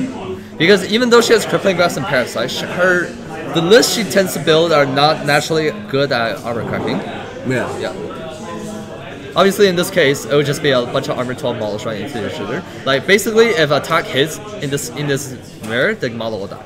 Yeah. It's basically it's just attack rolls that matter. Occasionally, when it gets to trying to take out an Arcanode that's exposed itself, you're gonna need some damage rolls. But I mean, to be fair, if you apply enough Texas Raider to an Arcanode, guess what? It's dead. Yeah. Okay. Yeah. It'll be the turns before the feed. There's generally not much action. Yeah. Okay. Can we Switch to table number 5. The mirror match, the lock versus lock. Yes. Convergence versus convergence. Cock lock. So this matchup will be very. Oh. So because of Jackhammer, the aggressor. There's Polish. Axiom has pushed real far forward. Yeah, I believe that was what you want to do in that matchup because of Jackhammer, the first person to run and engage will generally be better off. Yeah. Because then you can semi-protect it with your feet. Like obviously in this case, like that Prime Axiom after it's done Jackhammering, it will die to the retaliation. Sure. But when that happens, you can pick up a lot of value with your feet. Whereas currently, like if that Jack can get if the Prime Axiom can pick up like 1.5 heavies, that'll be pretty good trade. It'll be worth it. Yeah, even just one heavy, it might be okay, but it'll obviously depend on what else is going on. It looks like he's going to try and make a play for this inverter here. So the convergence player. I'm glad that you distinguish those warjacks because I cannot tell which one. Yeah, it's okay. So Poland's convergence player has actually 2 inverters, and the Czech player, the Czech lock player, has 3 conservators and an inverter. I believe. So that's cipher. Yeah, so that's Czech player on the right. Yeah. So we have a little bit of a difference in battle group, but I think in general I like the Polish list better in the mirror situations because it's more damage output. Right. But the Czech list is definitely more flexible. Yeah. I mean, once those conservators, once they get triggered and they get angry, they're actually pretty damn powerful. Yes. And if you combine that with the fact that you have a whole bunch of servitors with shield guards to make sure that trigger occurs, it can be a pretty brutal list. Yeah. That's right. Okay. Let's get back to table number 1. Yes. The Tomasz Musza versus Simon Battersby. What's up with the? He's wearing a Polish T-shirt. Oh, okay. There we go. I'll get it. Show you. So the Blightbringer we have Animag going into Kruger 2. Yes. Right here. Kruger 2 obviously in Bones of Ouroboros and Animag in Primal Terrors there. The Animag list that Simon is actually bringing is actually pretty low on the deviates from the standard a bit. He only has 1 unit of Warmongers and 1 unit of Chosen. Okay. And he's decided to put in some Rot Wings. Okay. What are your thoughts on that? I'll just go for a commentator scam and show the little. Yeah. Okay. So our Polish teams prepared little souvenirs, little version of their own T-shirts. That's super cute. Yeah, that's like a, the probably a rat size Yeah. or Bleibinger size T-shirt. Nice. So yeah, so shall we get back to table number? Yes. 1. Table number 1. Yeah. Table So we were number just 1. talking about the animag list construction. What we're thinking, because it's a little bit different to the it's this one right here. To the standard that we've seen, which is like multiple war spears and warmongers And double or chosen. double chosen. So what are your thoughts on this one? So I believe so in general, with any force application casters, you want as many models that can make attack as possible, because then you get more values out of your buff spells. Where in her case is +2 strength for a unit, or even with her feet with dark trunk. Yeah. So the benefit of his specific build is with the Gold Lab, he can be more flexible and play more like a hit and run without just going all in on melee. He can play like more like a chip style game, where like a common thing you could probably do with his style list is just shoot with the Blightbringer and then have go lab, kill it, and then run it back. So he doesn't actually have to go as far forward as other animag lists. Yeah. So he gets to play a bit more like Circle used to back in the day. Yeah, sprint. Yeah. Yeah. And then he also gets the benefit of, because his opponent or might have to try to surround him, then he can get better target selection. Yeah. Now the issue with this specific list against Kruger is Kruger is obviously very good at controlling. Yeah. With especially in Bones, where we see Thomas has access to 2 World Wardens and Megaliths, so he, without activating Kruger, he has 3 applications of telekinesis. Lots of telekinesis, lots of potential lightning to put down on the table against single wound infantry spam. Yeah, it's quite good against the rot wings. Yeah. On table 3 we are having some hot dice apparently. Krzysztof Hawrystuk just one of Warjacks, one of Minutemen's rolling. He was rolling dice -5. He dealt 5 damage, then 9 damage, and then 12 damage, and he just removed the Warjack. Yeah, the Adjudicator proposed CID is a very scary thing. I believe it probably might be the best Hute Colossal. And just because Menoth is already pretty decent running Warjacks with the Acquires and a lot of Jack support. Yeah. Now with the ability to have innately Signs of Importance, it can swing really high. And now, like the Adjudicator's previous problem before CID it was speed 4. It had future sight, but it was not very reliable because of Rat 2. So you're almost guaranteed the boots anyways. Rat 2 or Rat 1? Rat 1. Yeah. You're Rat 1, and then your sprays were 8, so you only had the walking threat of spraying of 12 inches, which is like lower than most good units threat. So charge range. Yeah, the extra 2 inches on the flamethrowers really makes a big difference.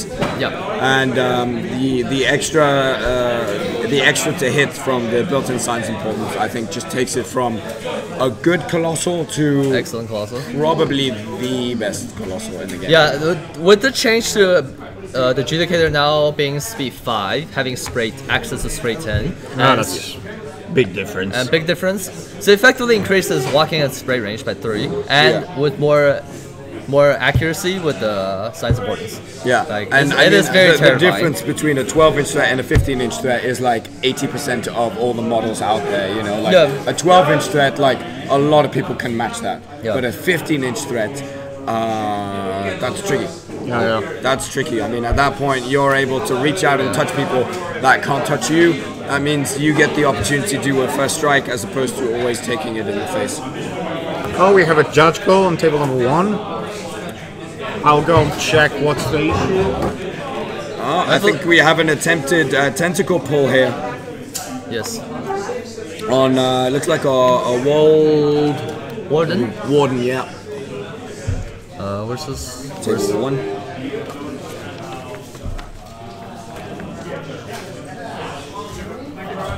Okay, they were checking the threat range of the one of the tentacles, and if it can drag their Warden, and it was just out, like by 1 millimeter or 2. Lucky. That could have been. I believe, a big deal. yeah, at this level of play, I would expect. I think that you should have measured that, right? I would expect the players playing against Hamel to check that. Also, the World Warden has a benefit. Like, if he animuses, he cannot be moved. Yeah. Due to the fact that when they made the animus, they were trying to stop circle players from making force and then like teleporting the Wall Guardian out, Wall Warden out to make like a force wall. Yeah. So,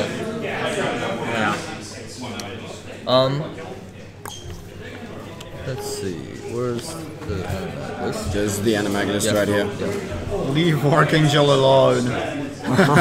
He belongs to the shelves. Yeah, the Archangel's CID, No, it's better. No, it's better. it's better, but it still didn't quite hit the mark. It's like its output is not quite high enough, and it's still not tanky enough to like to qualify it for like to see competitive play. I've played. Unfortunately. I've played Archangel myself for a bit with Abby 1. Yeah. But then Animag appeared and well, goodbye. Yeah. Let's shall we go to table number 5 maybe this time? Yep. Alright, so the convergence against convergence. It looks like all of the I believe we're still in the vectors- middle of Jackhammer, right? Yeah. There we go. Oh yeah. Just in time. Yes. So as predicted, he did indeed go for the inverter to try and blunt his opponent's counter. There's still another inverter waiting to follow up. I'm not sure where it is though. Huh. I do not. Yeah. I'm gonna go take a look. Oh yeah.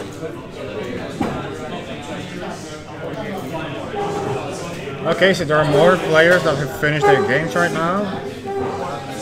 Poland go west. There's 1-0 against Greece Epic. Adam Szymański has won already. Then Yeah, Ostrom in this tournament is meant to, on the team, is meant to just be, you basically should win most of your games if you're playing Ostrom. yeah, basically. The second inverter indeed is back here. It's just the way that it's modeled, it kind of looks like a cipher, but it's not. It's an inverter, aka the dongulator. Oh, Russia Sputnik has already won 2 games against Netherlands.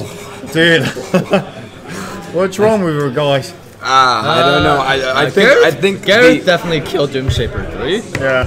I think Skyline against Kruger is very interesting. Yeah, like why? That matchup tends. I think the beating that the Dutch team got from the Czech team that we're seeing on stream right now on the first day, on the first round, was so severe. Devastating, yeah. That it just. We were surprised, right? Yeah. They won. Because and now I wouldn't be played surprised. against Right? we played against the Czech guys multiple times in the times that I've been to the WTC, and so far we'd always, I believe we'd always beaten them, but I'm not 100% sure. But you know, like I said, they've gotten a lot better. They've had a lot of practice. They've really put in a lot of effort to. Feature. Wow, that's tough. There we go. Yeah. When he made the play to run the Axiom to Jackhammer, he was almost guaranteed to defeat this turn. Yeah, you kind of have to. Yeah. So, Tom, what do you think about Locke's one arrival into Convergence? Do you think it's a very good caster, but it's gonna take time for obviously to take people to optimize the builds. Like we haven't seen that many locks since it's only been released for a couple of months. Yeah. To be honest, I regret not seeing Crucible Bards on stream. They really just don't have enough good releases. Right? Enough good releases. Yeah, they can only have like one good list with Sylvester, and that's it. Yeah, like the issue is with Crucible Guard is your good models have not been released yet, like the Rayless Interceptor and the Vulcan, I believe. Oh yeah, the Choo Choo Train. Yeah. Choo Choo Train. Yeah, Thomas the Tank Engine. It is quite. The faction will be quite good when that comes out. Like you have one of the more devastating gun lines in the game. Yeah, the armor debuffs are just crazy there. Yeah. Unlocked. Okay. The feat got unlocked. So Yeah. So now that the feed has been popped, he's going to position himself to. Yeah, I believe the that's Czech pretty player. aggressive. Yeah, the Czech player will just. So now because he made the first move to run the Prime Axiom. Yeah. Are there any units? Yeah, there's maybe some. There's they both have Mechanics. They both have one unit of mechanics. Oh, yeah. And the rest is all servitors and a couple of solos. Okay, so that's why there's nobody in the bottom side zone. No. I mean, no one has any models That's that sad. Be playing the scenario with 2 circle zones, not having a yeah, real exactly. unit. Yeah. So Although I think in about at turn 3, turn 4, if these guys if these guys end up clashing into each other and then wheeling around each other, we may end up seeing the casters migrate to the circular We zones. already seen that, right? Yeah. It's heading now. So now it's up to north. the Polish player to dig himself out because I'll check the clock. yeah.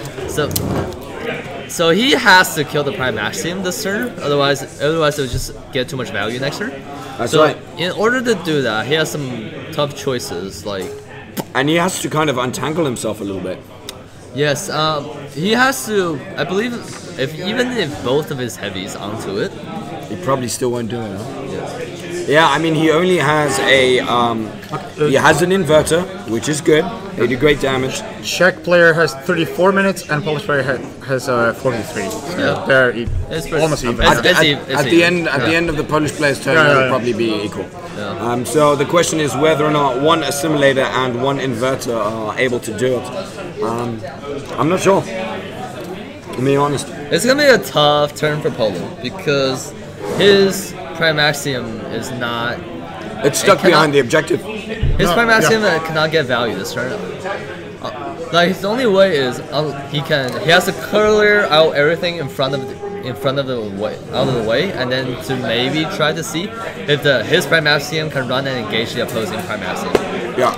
And just Alternatively- the other will also for that. Alternatively, maybe he could potentially try to push up Yeah, here do the and, same, run the other way around. and try and take out these 2 heavies here. Yeah, but then the problem with that play is that at that point you're just behind because the Czech player initiated with Prime Axiom, and if you do the same thing, you're just a turn behind. Yeah, exactly. yeah. So you could potentially kill these 2 heavies, but then on the counter then he has turn, a Prime Axiom you and lose 2 heavies, you lose so- those 2 heavies, Yeah. and then it's And you it's- lose half of your and then it's colossal. 2 heavies and a Prime Axiom against just a Prime Axiom, Yeah. and then it's game over. So let's see if he's able to kill this Prime Axiom here. I'm very curious to see if this is gonna happen. Okay. Shall we get to table number 1? Yeah. Okay. So the interesting thing about this matchup is because of the wall weirds, Animac has to be really careful about where she puts upkeeps and where does she cast the spell, right? Yeah. Yeah, she has a couple of. Yeah. Normally Kruger would be okay to try to just rebuke the units, but because of Amok. Amok, yeah, it's quite hard. So Any word on Australia, Canada? Well, they're still playing 5 games. The word is yes. Yes. I'll go check if there's any spectacular. Any kind of Defeat Tommy G incoming maneuvers or- going on. no, it'll just be tough grinds. Yeah. Casters interrupting Tom Guano strategy. Sorry, go on. No, that's fine. It's gonna be interesting to see what Kruger does next turn because the Legion player is positioned pretty aggressively. Yeah, he's really going for that bottom zone. Team Banky is looking fine, smiling. He enjoyed the game. He's always smiling. Yeah, the right zone has Warmongers just ready to clean it up. Because of no quarter mini fee from Gora, he can try to just reach the zone, and then if Kruger wants to try to stop it, Kruger, probably get to about there. Yeah, Kruger has to be split up because Chosen on one side and then the Warmongers at the other side is kind of an issue, and then there's Golab in the middle. So there's a lot of vectors the Czech player can attack the Kruger trigger from. Polish cock player. This It's is just super aggressive. measuring the distance to put. He has put the proxy base for his prime maxim in the middle of Okay, here we go. all the army. Yeah. So he has managed to clear Yeah. apparently a landing spot. Yeah. And a lane for him to run through. So it looks like we're going to be seeing a run from the Axiom followed by Pound Town, probably, and then a feat in retaliation. Yeah, but so it will be a POW 23 Axiom with, let's see, how many attacks? Locus. 7 focus? So 7 POW 23s if red line's on the Colossal, which I believe should be. Yeah. So 7 POW 23 is dice plus 3 into the Axiom. Yeah, that should do it quite easily. He might have two. He might even have It should two take 6. It should 5 to 6. average 5 6, if he's lucky. Yeah, average 5 to 6 focus. The interesting thing in this whole situation is Locke's feet. Yeah. Which is a wall of text if I've ever seen it. Yeah, basically what it means is when an enemy model casts a spell or spends one or more focus of fury, she gets a token that she can put on any of her models. Yeah. That up to 3, and then it gains +1 death and armor. So +1 token. Yeah.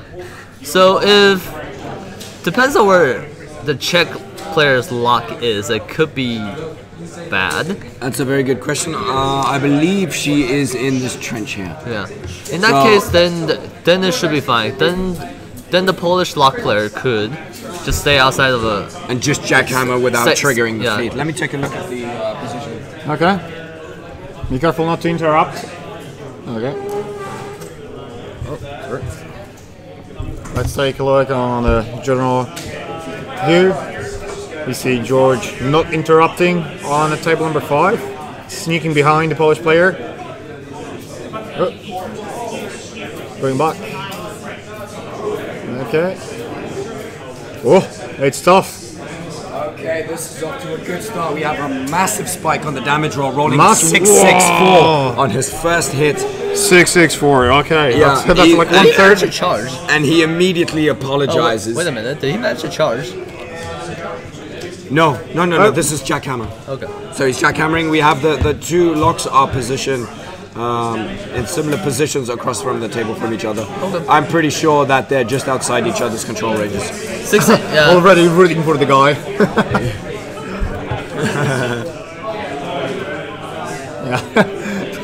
That takes some That's balls right. putting That's a whole right. The colossal on the convergence table. player who puts his whole colossal on the board is the one who wins. We're Cock about and to find balls. out. The puns are real. Yeah.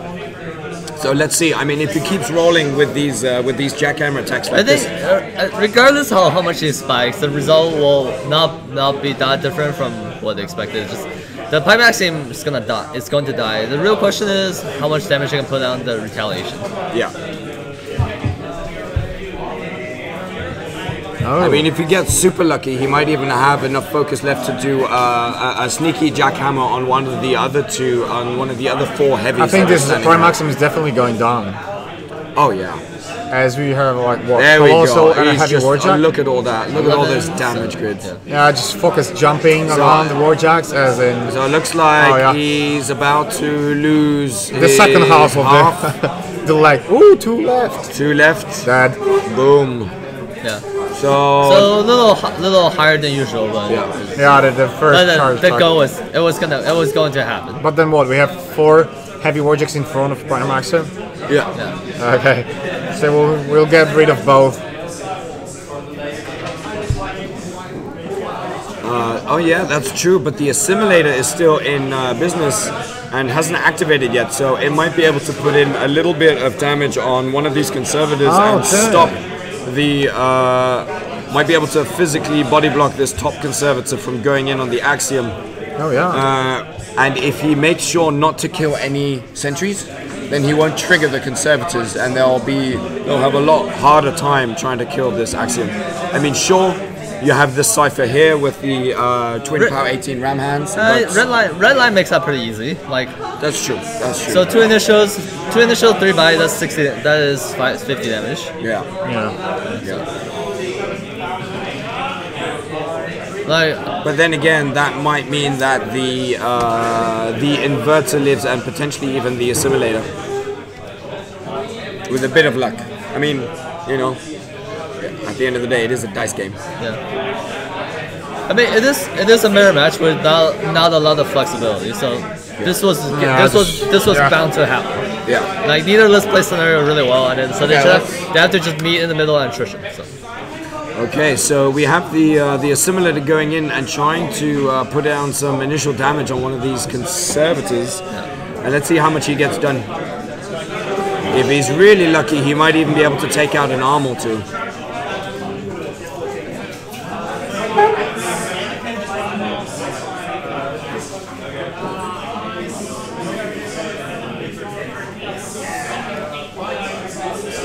Yeah. Ooh. Close, but no cigar yet.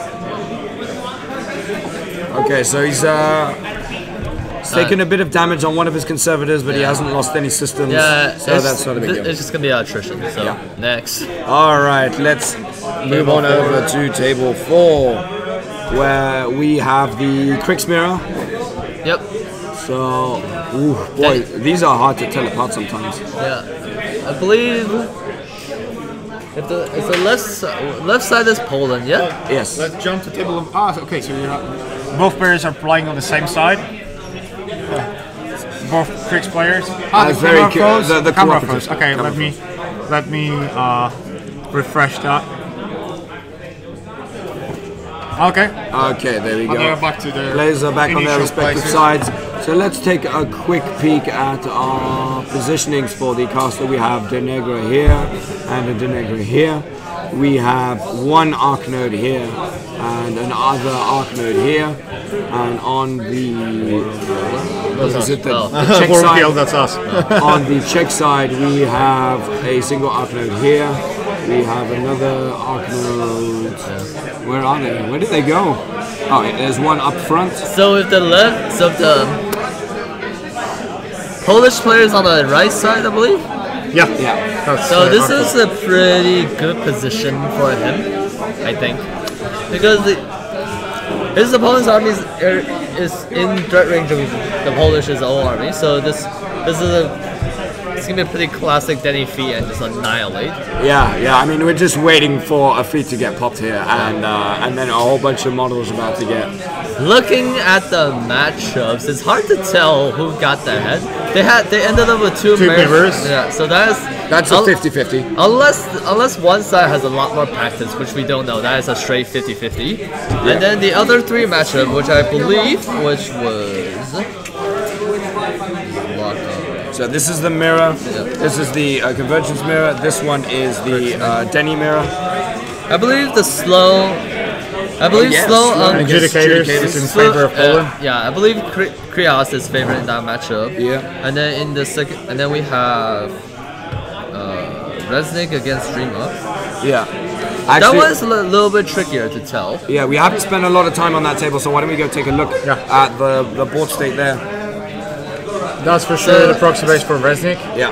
So and it looks like he's feeded. Oh yeah. So thinking about it, the Resnick list does not look like. Obviously, the Resnick has the tools to cast Spellpiercer and remove all the Gremlin Swarms. Which is a big deal. It's a big deal, but having 3 Crusaders could be okay. But so it's really gonna come down to how scenario plays for Resnick, because normally Grimkin is strong on scenario because Gremlin Swarms are really annoying to get rid of. So it buys them a lot of time to take care. So you have to engage your brick, because if you don't have the necessary tools to deal with the Gremlin Swarms, you have to engage the brick, which is where Dreamer wants to play. Now, because Resnick has Spellpiercer, he can have the Idrians. If they can manage to, let's say, if there's an anti-stealth. I believe there's no anti-stealth tools. Sorry? I believe there's no anti-stealth, so Skyhammer blast damage maybe. Just blast damage. Blast damage could be, but it's still gonna be a little tough. Like the Gremlin Swarm's not gonna be immediately dead. Like they're still gonna buy the Grimkin player a little time. But the Grimkin player, combine attack. Yeah, it does make it. And it does make it so the Grimkin player has to be more proactive than usual. Right, and the damage roll incoming. Yeah. It's a big one. What is that? Damage roll for the Massive, combined range combined attack attack. for deliverers. There are 2 sets of maximum units of deliverers. I believe that's a Gremlin Swarm. 2 Gremlin Swarms right there. Yeah. Will they deliver? I would, if I was playing, I would try not to position it that far aggressive because you know he has Spell Piercer. So you have to, like he's. You have to wait it out, and You have to make it so you just only use the Gremlin Swarm when you need it to contest. Yeah, Or when you want to force your opponent to choose between doing Spell Pierce or doing something else that's important. as somebody on chat said, I think too that Poland got both protectorate matchups in their favor. Yeah. But the circle, I spoke to the circle player a bit before this. Tomasz? He's the Legion matchup against into Kruger. He believes it's just a skill matchup, so it's just gonna come down to how the play goes. The Blightbringer is still there. That's his proxy base. The downside of the Kruger's list is sometimes could struggle at killing a little armor. Even though the Blightbringer's armor 19 is not that as high, but the Kruger list, besides stone strength, does not have much in the way of damage fixing. Okay, so it looks like the Polish player is focusing on trying to get rid of the And we can The see Warmongers a little up bit top. shift yeah again. yeah Warmongers Dancing. went into the top zone. We can see the pole dancing. Yeah. Draw again. What's wrong? I think the keyboard's out of battery. No way. No, there it is. Yeah, I just did that with my eyes. Oh, we have feet on the Genegra table. Ladies and gentlemen, let's go to table 4 right now. Which Let's see who Denegar is pulled the fitting? trigger Which first. Denegar is fitting? I believe it's Poland. Shall we check it? It looks like Poland. Yeah, that's Polish turn. That's So the Polish player has decided to go ahead and pull the trigger first. Yep. So let's see how much work he's going to be able to get done here. It was a risky move by the Czech player. You mean what? Running up front? Yeah, so Commenting a I- lot So at once? I believe his plan was to just he wants to make the Polish player use the feat and get a good retaliation. Maybe he's But, counting on but the retaliation. but the Polish player was set up pretty well for the alpha feat. So Yeah, I should say. I mean, he's got a lot of models in his threat range, so he's in a pretty good position to take advantage of this feat. Drake Ondarkstrom thought that the USA Tesla was still in. USA Tesla has not been in for at least a day. Yeah. Sorry. Oh, we have Sweden IKEA losing almost against Finland. It's 2-1 in favor of Finland. Louhi. Then what else? I'm gonna go check on the New Zealand the were Aussie winning Canada against game. Wales. Well, table 3. There's something going on there. Ooh, what are those proxies? Simon, tell us what's going on table 3. When I was looking at the table 3, like Maybach is preparing for the assassination. Ah, okay. Yeah. What would you? I want to draw. You want to draw? Okay, so just click and draw. Left click. Oh, okay, so basically the idea is to move this colossal over here. Okay, that's approximate. Move one of the And shoot at redeemers him? over here and make a spray template which will touch the. Ah, okay, Karasov. that's the cast line. Yeah. So basically he's targeting his Own own model. model. One model to and get the he- perfect spray alignment so that he can hit his opponent. How much? I Well, think it looks like I think one it's- focus point. It looks like one focus. I mean, you know, two Yeah, sprays might do it. Yeah. Also, two sprays with touch importance, like they are 15 power altogether. Yeah. You've got 12 base plus 2 from fire plus 1 from Eye of Menot. Okay, so he's going for a casticle, definitely. Rat 7. Yeah. So basically, 7? Rat 7. Oh wow. Okay, so here we go. We have the six- choir oh, activating. sorry. Oh yeah. Right. And they're going to be letting us know. I mean, if we see battle here, then Yeah. then it's a go. You know, Yeah. that's we know that for sure. So let me get on the table side for you to verify whether or not that is actually happening. Okay. Yeah, it may look really interesting for Polish team. Yeah, I think what we said before, that Polish team got 2 protectorate matchups in their favor. The two mirror matches are 50-50 because they it just who do you believe can play better or know better its own list. And the first table, Tomasz versus Simon Buttersby, it's just about skill. Yeah, they're both very experienced players. It's also I can tell that it might be like 50-50 for them. It depends. It depends at what point they want to, when they will, how skillful they are, and beginning, etc., etc. Yeah, basically, yeah. So very intense. Yeah, really intense. So the assassination attempt is real. going to be a go here. Oh yeah, the players are just discussing the precise geometry because the 2 judicators are base to base. The top judicator has to go at a bit of an angle, whereby that would bring him into contact with the judicator that's right next to him. So he has, the other judicator has to go around if he wants to activate him first. Exactly. So it's just about planning out the order of activations here, and making sure that the right model moves at the right time. And but other than that, I think this is it. Look like caster kill. We will see. Dice happen. Here we go. So dice are gonna go down here. That's number focus probably, is it? Yeah. Okay, let's go. So we have boosted to hit roll coming up here. He needs one. This is it. 10. He Make needs a or break 10, right now. I don't know. Let's take an overlay out. Oh, that's a hit. He's done. That's minus. Okay. That's a big spiky roll right there. Or that was a hit.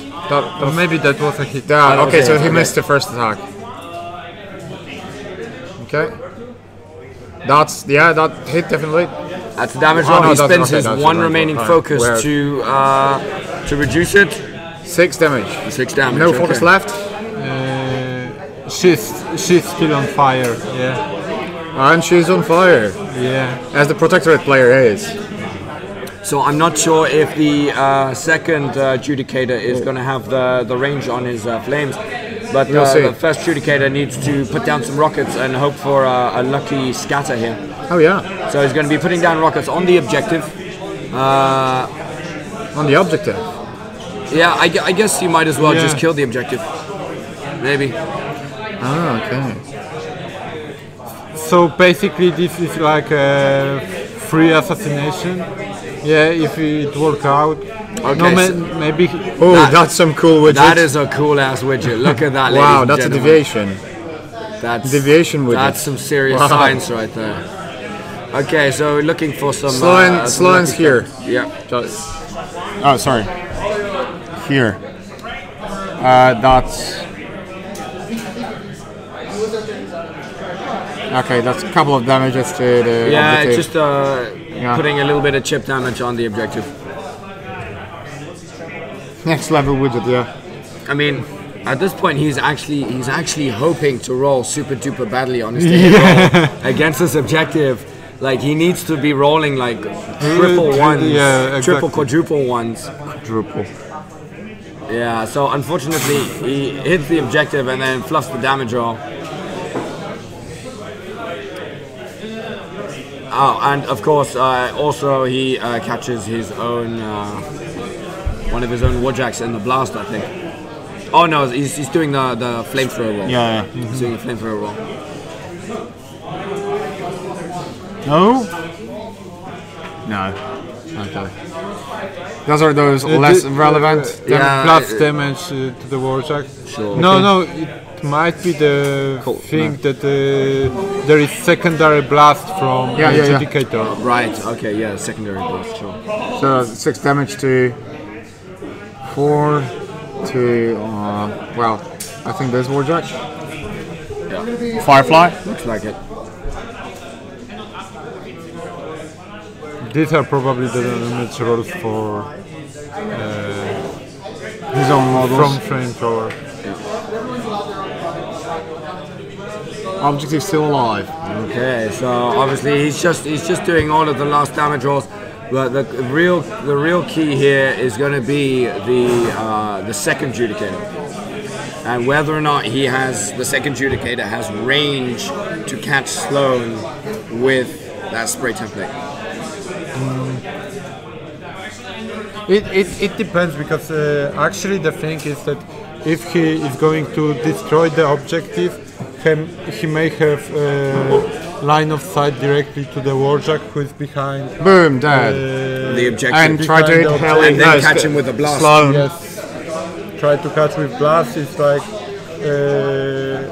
4 chances to get over there with boosted rolls. Yes. Yeah, against a 0 camp And Warcaster. Canada, Australia still. Here we go. Games have been decided. Okay.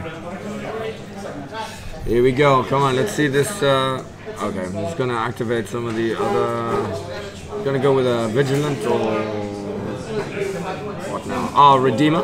We're Yes. about to see some Redeemer shots going down on the Warjack that is standing next to the Colossal. Or is he gonna go with the Judy? He's going with yeah, the so the Judy. Judy's going now, is going to try and put down some rockets on this Warjack that is adjacent to the Warcaster. And he's hoping for the best here. Charlie. Boosting. Yeah, so he's going to be boosting this blast damage against the Warcaster. Here he comes. That wasn't the best roll. That's a pretty good Yeah, one. that's a good Yay. Yes. Judy rockets Poland won. get Poland the first victory. And yeah, this Krios list is just brutal. It's so hard to stay safe. It's almost. Yeah, but basically, you know, right now, Yeah, we predicted this. the list has make all the work, not the Krios. Yes. Okay, so Yeah, yeah, you exactly. guys take I mean, care it's of the just- other tables. I'm going to check the Australia and Canada for our spectators that are Okay, really sure, curious about okay. the results. So double Judicators really putting in some work there. I mean, they got the job done. You know, the flames, the rockets, alongside all of the boosts and the damage modifiers. Yes. It's just it's really crazy. Yeah, here we have seen shake of the hands. They are right now discussing. We can go to another table. Yeah, let's go back to table 4, where we should be coming towards the end of the Polish Denegra feet turn. So as we can see, Okay, so in Canada, Australia, both Austrian lists, one on the Canadian side, one on the Australian side. They're pushing really hard forward. And the other games look pretty even. It's still difficult to tell. What's the card status of the game that are going on? It might go like 2-2 and then one last decisive game. okay, wow, now. That would be great. Okay, yeah, we will see. So very close right now. We should be nearing the end. I believe he's probably activated most of his units here. The Polish Denegra player. That of course being Artur. Arthur, exactly. But he's still trying to do some sort of work outside of the feet range. Yeah. Yeah. So I think he's trying to make sure that he gets some as many of these Texas gunslingers. Because when the counter feed comes from the Czech player, the gunslingers are going to want to do a lot of work. So we're just going to have this playing in the background, and I will check for you what the casualties are right now so far. Has the look fitted? Who? Not yet. No, it's not. This guy, Arthur fitted first. Arthur has Arthur fitted fitted feet. first, Yeah, and the other so one hasn't fitted. it may be really interesting to see how much casualties have he inflicted. Yes, from what we can see before, one Arknote was already dead. So actually there is right now the same amount of arc nodes, so it may be really interesting. One arc node in the middle.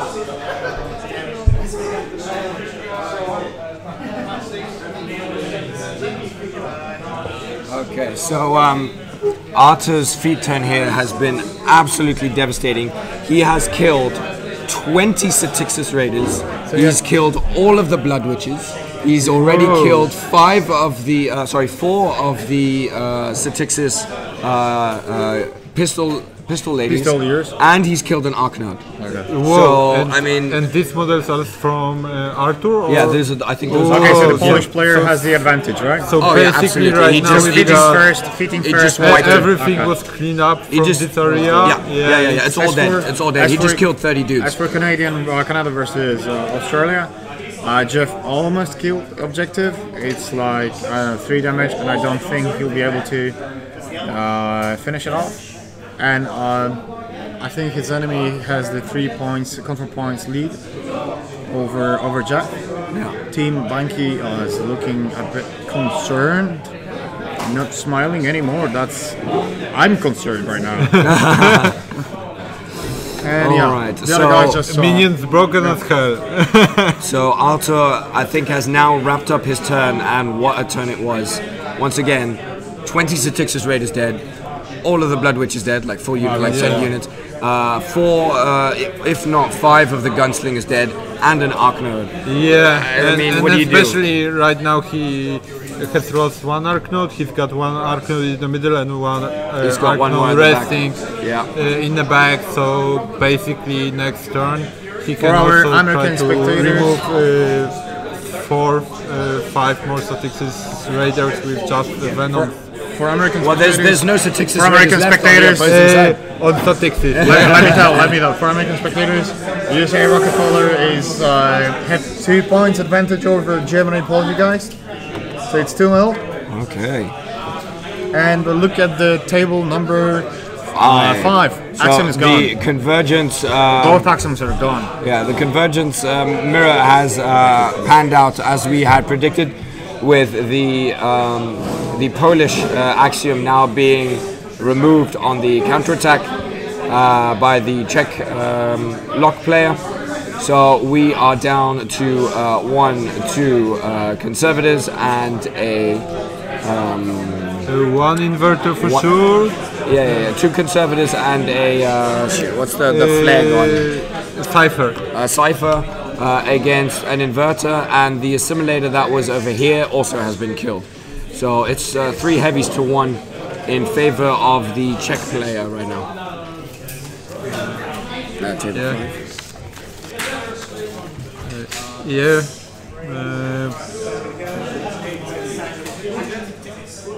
So So basically, it's looking pretty grim for for Polish player. Pavel yeah. Kruk.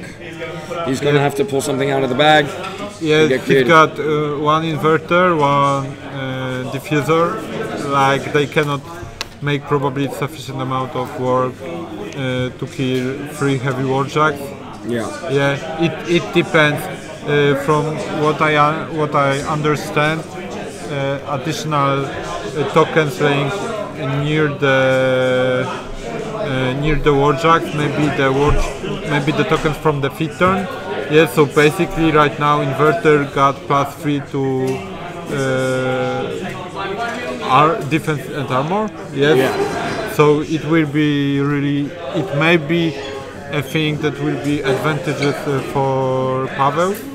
Yeah. Also last turn there was a Primaxium here. Maybe he inflicted a big amount of damage to the warjack. If it happens so, then it may be really good if this one alone inverter can kill Well, the inverter has to kill the Cipher. Absolutely. Cipher and 1 conservator. Yeah. Basically it should happen, but it should happen for Pavel to stay in the game. Yeah. Definitely. Yes. If not, then our friend from Czech Republic will win, and we can have even 1-1 right now. Alright, ladies and gentlemen, we are gonna keep an eye on this game for you right now whilst we transition to one of the tables. Let's take a look at table 3. Oh, that's the one that's already resolved. Let's take a look at table number 2 here, where we have the Dreamer versus Resnick 2 matchup. And it looks like the Grimkin Horde is sweeping over into the opposing circular zone, rectangular zone, and is starting to contest there with a Cage Rager and a Phantasm. Large-based Phantasm. Yeah, basically right now Marcin from Poland is on offensive. Yeah, he drew really nice line of combat for him. Yes, if I can see correctly, there are no units which can control the zone at the top. Yes, we've got some possibilities for. Oh, I see Jeff Kalia walking around freely with a smile on his face. Jeff. Yeah. Let's hit the story.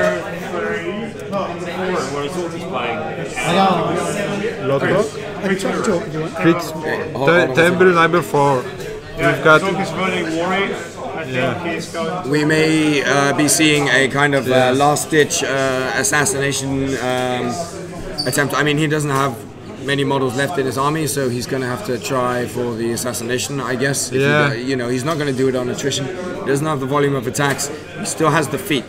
So feet, venom, I guess. Yeah, maybe, but or feet, venom. On the other hand, look that the Negra is having right now 3 focus points. Yes, it may be really problematic for Zulk. Yeah, if he commit, he need to commit heavily into this probably. Yeah, because he still need to clean up these models. He will be sure that he will not receive any free strikes in attempt to get to the good position. So it's going to be tricky. Yeah, it's for sure is going to be tricky. There may be an assassination attempt, but on the other hand, when he commits too heavily into this one, and he couldn't do it, Arthur may just run away with Warcaster, kill the last Arc Node, and play the attrition game. So basically, he's basically telling, listen, I'm gonna try and kill you. This is gonna make or break the game right here. Yes. Arthur seems really confident in this. Zulk has no other option. So we will see what will happen. I'm in Arthur's position right now, I would feel super confident. I'm camping 3. I've just destroyed my opponent's army, and all I have to do is at most survive. Two boosted venoms. 2 boosted venoms. That's pretty much it. Yeah, maybe if he want to push for the better results, he can cast 2 venoms, boost 1 on damage, and try to roll 7th to hit. It's also possible. It's not the perfect plan. I mean, the only way he's going to be able to do it is not boost the hits. He has to boost the damage rolls. So he has to hit the venoms just straight up. Then he has to boost the damage, and he has to, really crank those damage rolls. Yeah, he's got actually like -7 after defeat, so she will go down to 12 armor plus 5 from. There's a question: are those token from Qualities and Qualities as well? Top right. Yes, actually this. That's custom made. This is custom made. Custom made for Arthur Reeds. I have some cool stats, guys. I just counted all factions that are playing in those top 2 tables in semifinals. So we have 1, 2, 3, 4, 5, 6, 7, 8, 9, 10, 11 different factions. So that's quite nice. I don't know how to say that.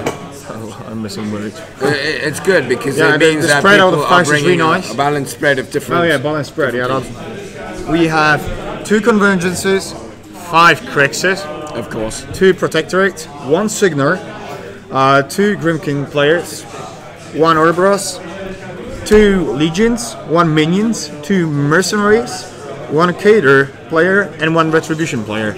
We are missing what? Trollbloods, Crystal Guard for sure, Yes, yeah. and that might be it, right? Yeah. Above Swans, yeah. But there's no Halo 3, no trenches. That's quite surprising. That's right, yeah, that's true. Well, I guess that the teams figured that maybe Haley 3, despite how good she is, didn't give them the unique matchup advantage that they were looking for. Shall we switch to Scorn? There's 1 circle player, and yeah, we were missing Scorn. That's right. Sorry. Okay, here you can see like no, it's okay, it's okay. Oh, you turned it off. Okay. No, you turned it off. Could you please pass me the pilot? Oh, we have a judge call from Team Bunky. Oh my god. Shenanigans. The judge is coming. Zosh Simpson. Okay, here,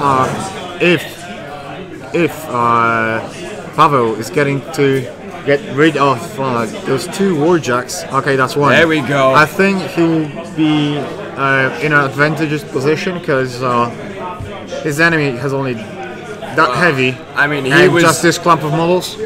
He was up against 3 heavy warjacks Previously, right? Like a couple of minutes ago. yeah. So this inverter has managed to, not only that, but the little one.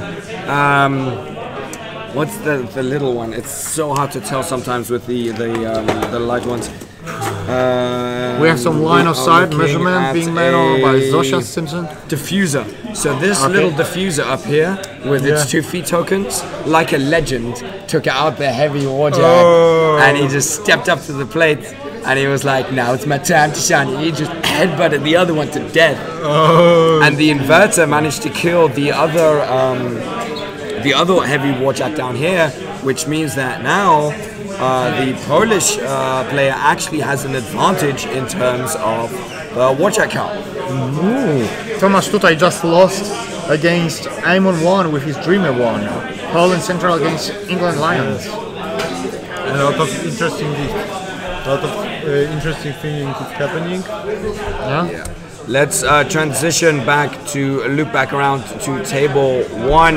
We haven't been here in a while. Let's just take a look at the table state here. I believe Bridebringer is still there. Yeah, Blybringer is sitting pretty in the middle of the table, just doing what it can. The Fortress Kruger hasn't really advanced that much. He's still sitting pretty behind the wall. He's trying to do as much as he can at range. You can see some lightning storms here, but he hasn't really killed that much. Yes, he's killed the Warmongers at the top of the table, but I don't think he's actually cleared the zone because it appears as if there are still 2 Warmongers left up there, and I will go and check the table for you right now. Yeah. Let me show the general overview of the streaming area. Could you look at the cock mirror matches? Cock mirror matches. So you'll see, because the idea that the Jackhammer. People are saying that with Jackhammer he can clean up. I have Judge Cole for on table 1. Okay, so on table coming. 1 we have a judge call because Here. the On table Polish 1. player is asking whether or not he is allowed to transfer 0 damage to his war beasts. To get rid of... What? Yeah, so that's the fun. There's no damage to transfer, so... That's the question: is are you allowed to officially transfer 0 damage in order to trigger some ability or whatever? Or maybe get rid of... Fury. Get rid of the Fury, yeah. Maybe. Okay. Is that any damage or just... if it suffers damage, right? Okay. Anyway, the judges are just checking it out. It's a little bit of a trivia thing. The answer is no. I'm saying no because when I read transferring damage, it reads when this model would suffer damage, it can spend 1 fury point to transfer. But it is suffering 0. It is still suffering suffering? 0 damage, so it would not suffer. Yeah. It would not suffer damage. I think so. Right? Yeah. So let's go back to table 4, where our assassination run should still be in progress. Oh, and again, the camera froze. Allow me to refresh that for you. Okay. Refreshed. Let's take a look at whether or not the Polish player needs to be worried. Oh, there we go. We have the ambushing units coming in on the top of the screen right there. Sorry. It is for Zulk. Yeah, probably. Could you please press escape? He has waited a really long time for it. The question is if Arthur has still his ambush available. Yes, it may be really interesting to see.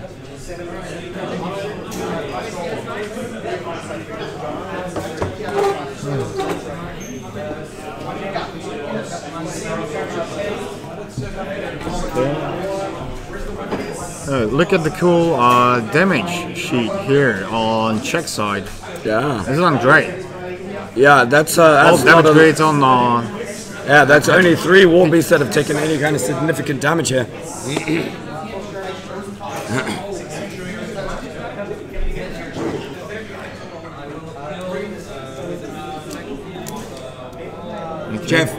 Jeff.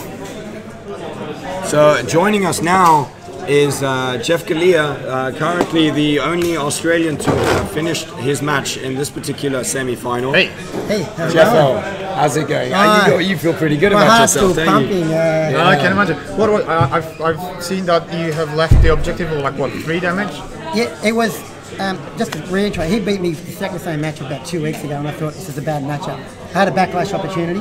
Right. Literally was the first turn of backlash. I re-rolled really bad, left him on 10 boxes. But then the next turn, I probably had about 12 attacks left on a backlash guy, and I couldn't kill the jack. Oh yeah. It came down to me not boosting damage and trying to roll 7s. Yeah, Precisely 7. Came down to the last. last. That was the not too classical attempt. So Yes. it's 3 damage left on the Old Witch. No, it was on Ostrom. Oh, okay. Ostrom. I was trying to kill Ostrom. Yeah. And it literally came down to the 2 last attacks. I needed an 8 to do a damage, and a 9 would have killed the jack, so it's no good. He had 2 boxes only left. Only 8. Yes, Only an rolled an 8. The last guy comes in, hits him. I needed boosted 8 to win. Boosted 8. No A way. backlash assassination, my man. Good job. We were just wondering if it's. But he was a lot of things from my place. I literally, if I don't kill that, he's gone. He actually goes to 7 because I cool box myself to make a pathway for my other guys to get Wow, in. that Wow, is so that was that's all as in. all in It was as it all in. gets. There's nothing I could do. Wow. And he was unlucky. The turn before, I probably should have done 3 or 4 more anyway. But then again, he probably should have killed Iris and he didn't. A lot of could have been, right? Yeah, a lot of This is the way that it went, man. That's the way that it goes. That is incredible. I love that. I love backlash So I'm always assassinations. focused with the harpies that were power 13. I couldn't boost. They would kill yeah. it. So I have to roll. I think it was 7s I had to roll. I'm going for it. 7. There's another one. 7. Oh my goodness. Anyway. Wow, that's crazy. That's a high stakes craps game right there. Yeah, so Jeez. the last game I played Conrad was similar. I won with 6 seconds on the clock. Oh, yeah. My heart's pumping. And anyway, we got. Dude, you take care, you know. Yeah. Be careful with your heart. I know it's gone. It's gone. But we got a. I can't see. It looks like 4 tight ones. Yeah. I have no doubt that they're all going to go down to the wire. And you were playing all on one side of those boards. I didn't know. Yeah, that. that's right. Yeah, it turns out that completely by accident, all of the Australian players are on the same side of the table, and all of the Canadian players are on the same side of the table. Yes. If any Aussies awake, I think it's a bit late for them now. Is any Aussies still awake watching or not? Sorry, who? Are any Aussies still Aussie's awake? still awake. I'm sure they'll let us know on stream if any Australians are still in attendance. Give it up for your man, GFL. Thank you. I'm going to have a relax, have a glass Yeah, of Jeffy. go relax. Go relax. That's Octavius Maximus 88. Ah, very good. Excellent. Fantastic. All right, man. Arian. Thanks for chatting with us. Thank you. Good luck, and We'll see how we go. all right, man. Talk to you later. Oi, oi, oi. All right, Let's back ladies to our and games. gentlemen. Table 4 Table 4, froze just again. I'll reset just the reset. camera. to see if this this is one of those. I think the Czech player has realized that this is basically the one chance he's going to get. 8:30 in Perth. Oh my God! Finish the game. So he's basically just going to take the entire turn with the objective of probably trying to kill the Negro somehow, unless he has realized that he is not able to make it. But he seems to have done a pretty good job of clearing a nice little walkway for the Arcanode to come through and potentially enable some shenanigans up there. Oh yeah. Yeah. Hi Simon. Hello, how are you? So far so good. So far, a lot of interesting matches. Yeah, so it's just clearing this area. This area has now been cleared. We have a route. Poland Central is losing against England Lions. It's 2-0 in favor of England Lions. Paul Watson and Pat Dumford, what a surprise, won his game. Okay. Shocker. Wow. And it's 2-2 between Sweden IKEA and Finland Lohi. Then Scotland already won against Ireland Craig. Canada Goose won against Greece Prime. Okay. Australia Wobgong lost to Italy Mario. New Zealand won heavily 4-0 against Wales. Siegfried. Russia Sputnik won against Netherlands. Dude, you need to do something with that. Spain Row won against Finland Iku Torso. Great job. Alright, so we're back at the convergence mirror where the inverter has finally been slain.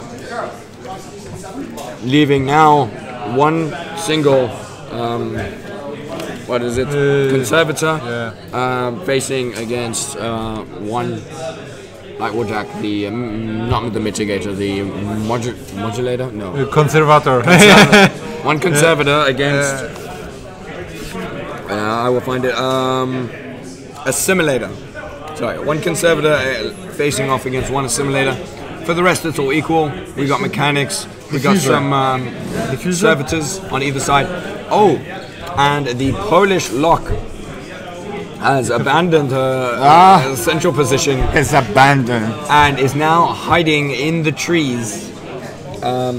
I think that the idea is to start to score more points than your opponent. So yeah, so we would like to probably score in this bottom zone, right? Yeah.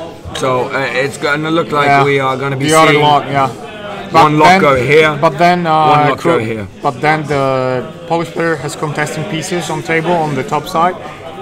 Yeah. And it's 1-1. Yeah, especially this one right here. That's going to be a little bit of a pain in the ass to deal with.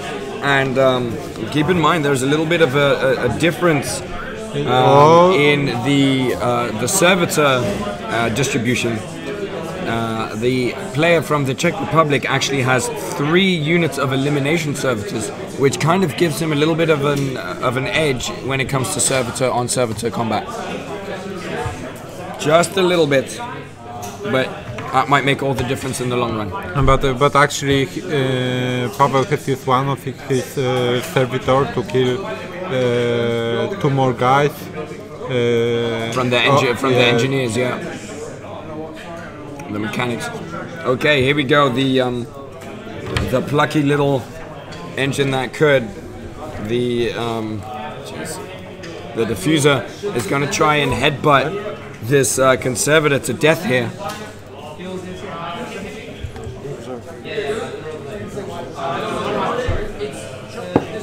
And I think he just does a little bit of chip damage. Polish lock player just adjusting his contesting pieces a little bit. Oh, yeah. He looks to be in slightly better shape in terms of contesting pieces, having them strategically placed around the board on all zones. Whereas the Czech Republic player is running pretty low. He's got an engineer there. He's going there. He's got some servitors here and here. He's only got 3 of them left. So it might start. The Polish player might start to pull ahead just a little bit, ever so slowly on scenario. But a 1-point lead is all you need. I can see that Greek captain, Greek team epic. Vasilis just won against Harbage 1 with his gold room 1. So it's 1-1 for Poland West against Greece epic. And we have a question: who played trios? No, that was Musha. Nobody played trios, right? Yeah, no, we did. We had Krios 1 win by That was Krios. Oh yeah, sorry, that was Krzysztof Habryszczuk. Yes. My bad. Yeah. How is Circle versus Legion going? As you can see, Circle versus Legion, they have been dancing now for almost 45 minutes. The casualties are extremely low on either side. The Legion player has lost, I believe, 4 Warmongers and 1 Chosen. Oh yeah. And the Legion, the Circle player has lost a a Blackclad, a Blackclad, a Stone, and some Mannequins. Oh yeah. So Random very, very light casualties. Both players neither players are willing to commit. They're war beasts. You know, the Circle player is perfectly happy Update on Canada Beaver. to fight this out at range with spells, and the Legion player is perfectly happy to try and outmaneuver the Circle player and try and win on scenario. And I will just go ahead and check for you in just a very. I will check for you right now what the scoring is. I believe it is 2-1, but I'll double check.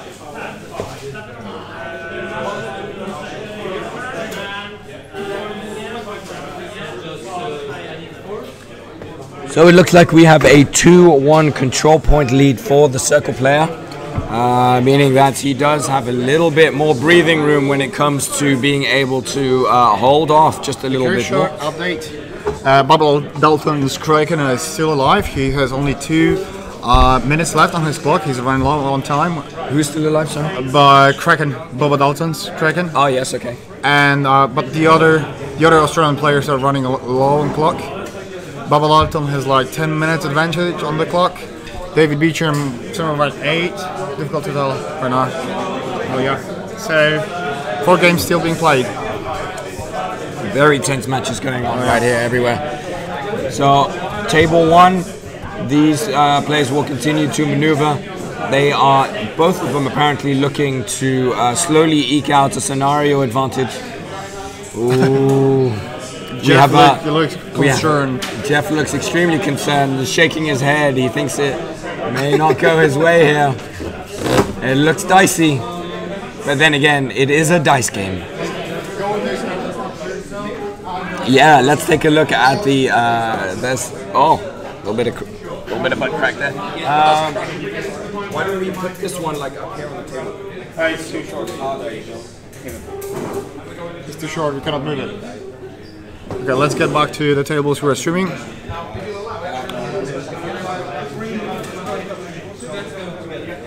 Yes, table 1.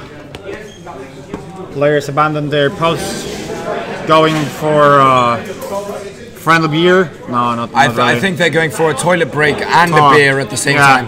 Oh. That, So they're going for a communal. Communal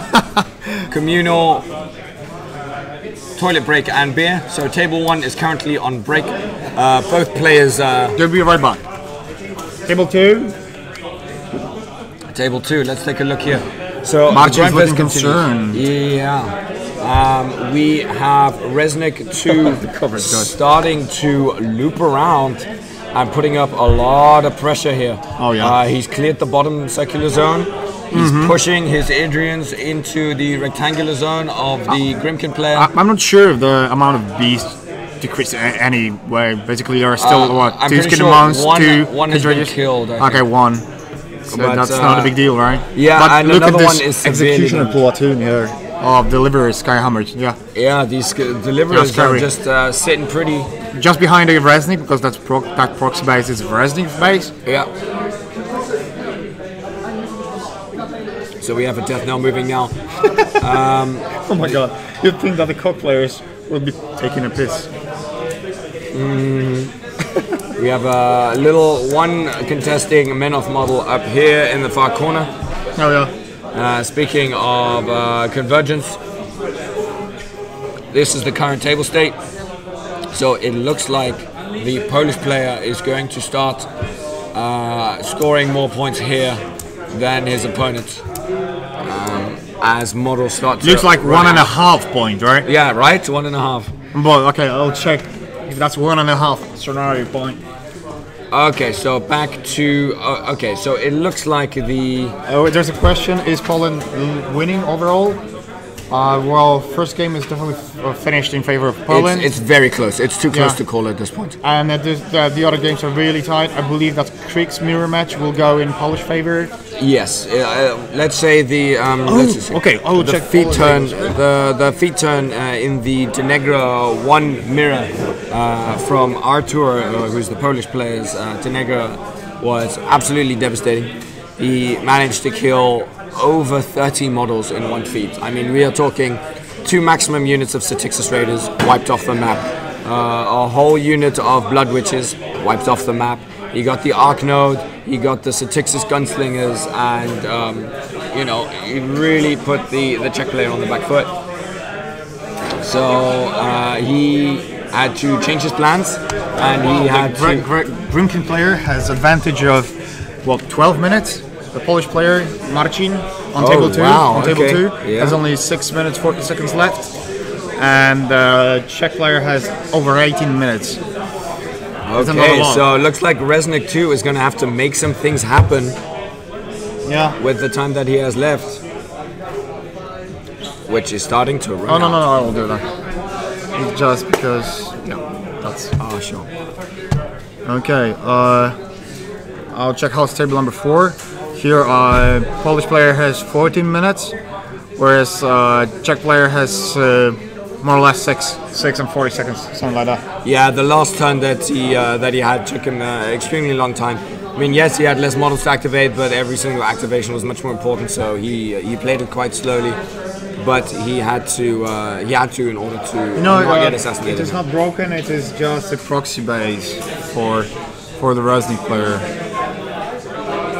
Yeah, it's purely because of the fact that the deliverers constantly have to measure ranges past the proxy base.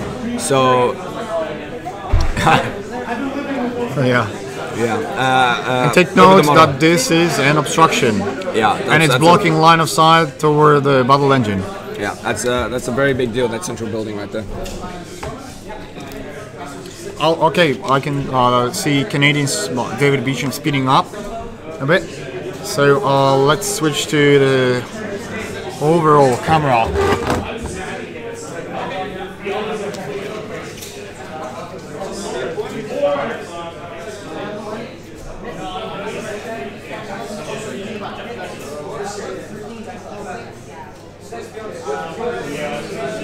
There you go.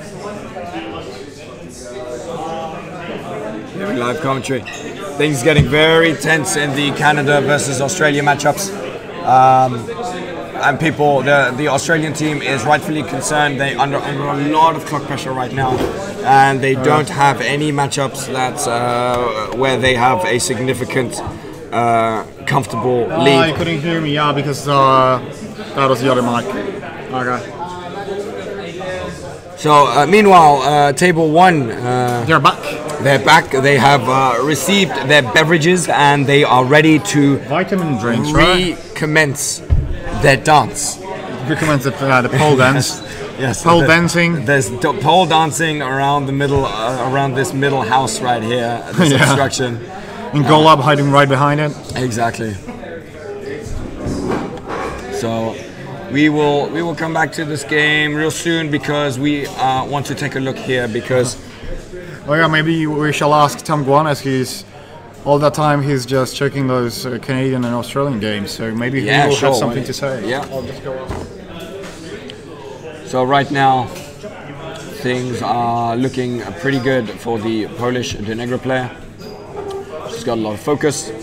She has really good ball control. Her flank is being pressured by these Blood Witches, so she does need to be careful.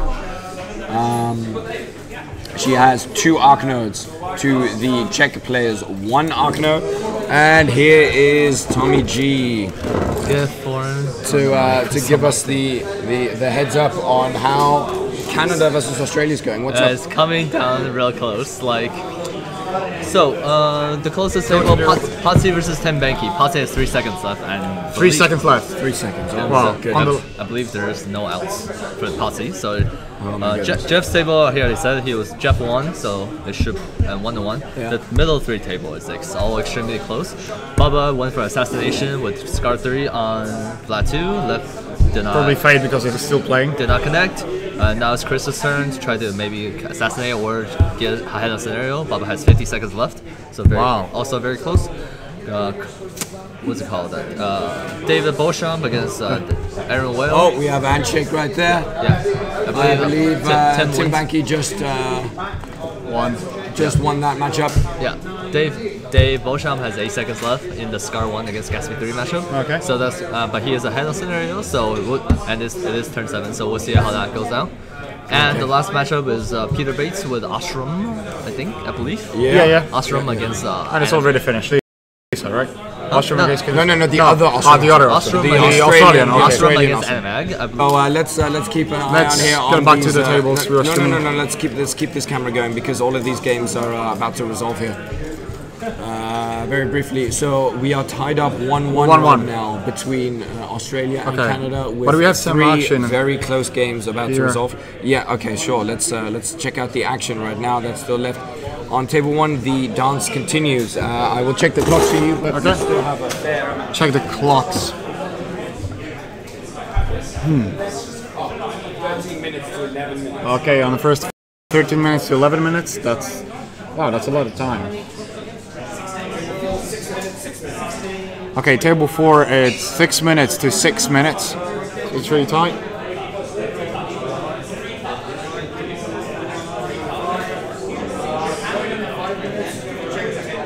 Okay, on table 5, Polish player Paweł has only 5 minutes, whereas Czech player has 10. Wow, yeah, that's a lot of pressure. You can feel it in the air, floating, and you can even smell the pressure. Let's see the pressure on the Canadian-Australian matchup. Go Canada, go Australia, go everybody. Let me check the other results. There are already some interesting matches resolved.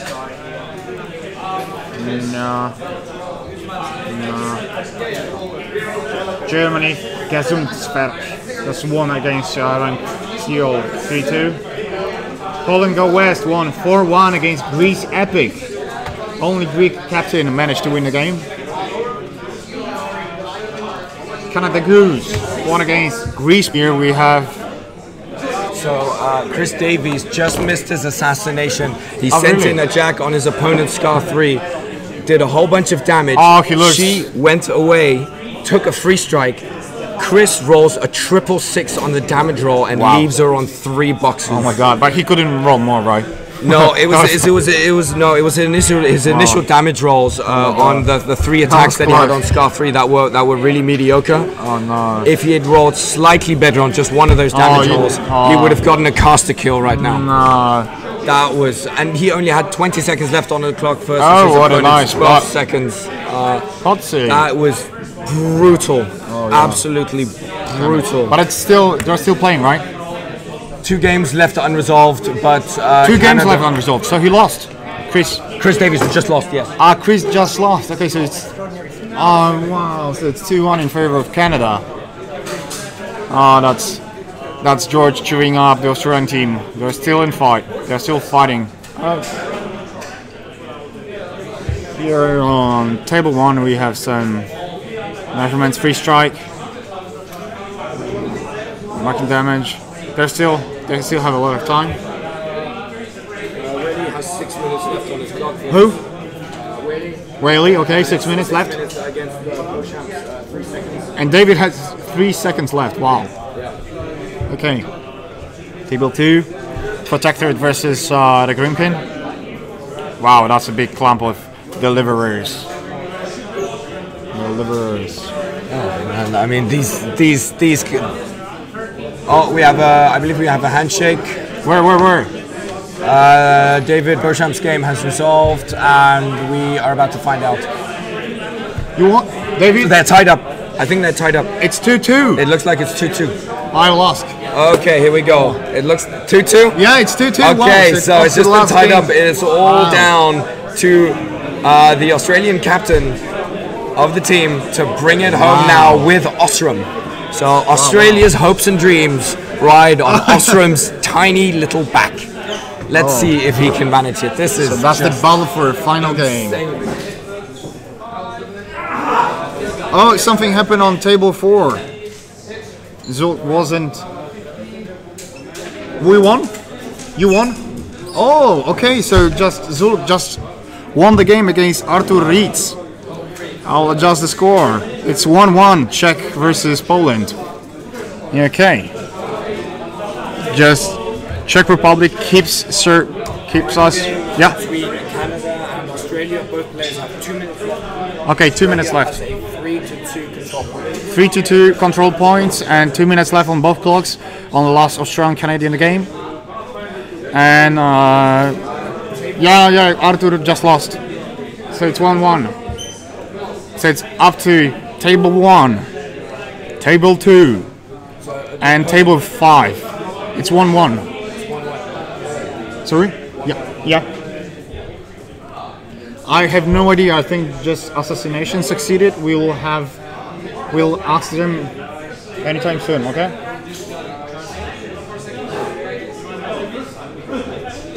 I don't know, but I don't know what happened. Adam, please. I don't know. We'll ask them anytime soon. They're still counting something, okay? Here. Oh, the Blightbringer with the Polish t-shirt is back on table.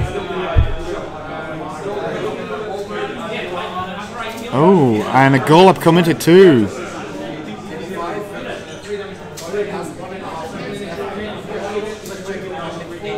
Okay, on table number 5, it's 1.5 minutes. Oh, and that's a handshake. It's wow, yeah. The black horse of this tournament. Who would have guessed before it's not? Nobody was guessing that they will get that far, and they might go even further. Both games, Australia, Canada. The game is still being played. The game is still on.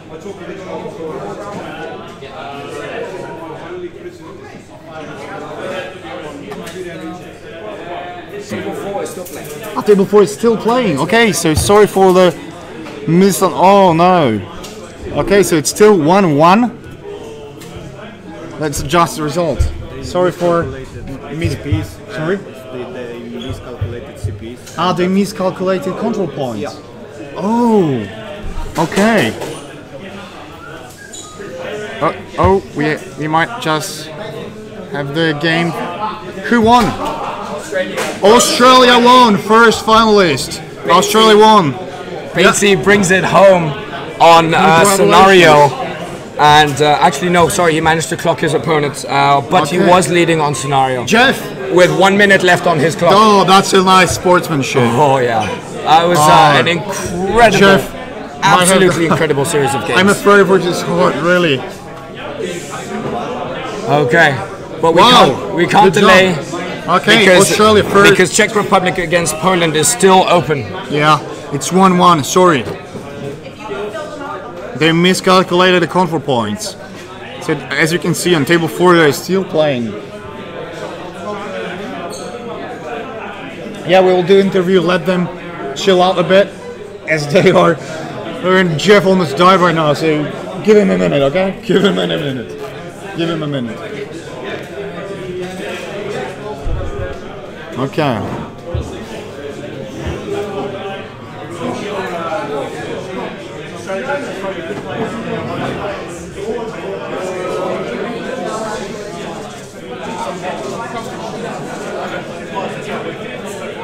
Like, yeah, do you want to talk with us?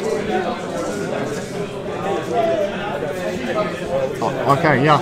So what's going on the table? Okay, so we have the dance continuing on table 1. Dance continue. The pole dance. This game will resolve the latest because the players were slightly slow to start and because they both took a break halfway through the game. Oh, okay. So there's still a lot of time left on this clock. But let's take a look at table 4.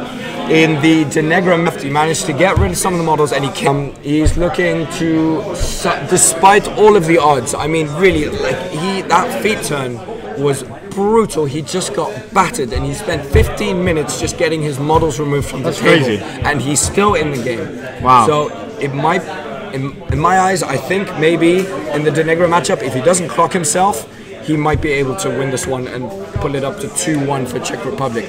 So right now it's still 1-1. We've had 2 games that have been resolved via assassination, one in favor of Poland, one in favor of Czech Republic. Let's go to table 2. Okay, table 2. In table 2 we have Resnik 2 versus running out of time. He has 1.5 minutes left on his clock roughly, and he's trying to position as aggressively as possible. Australia just won. It's 3-2. Australia And won. I will find out for you. Okay, please. Georg is just checking the clock. The clocks.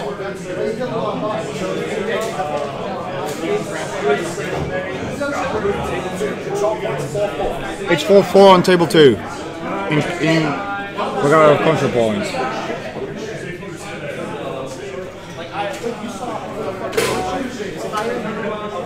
Yeah, the Canadian-Australian game was really intense.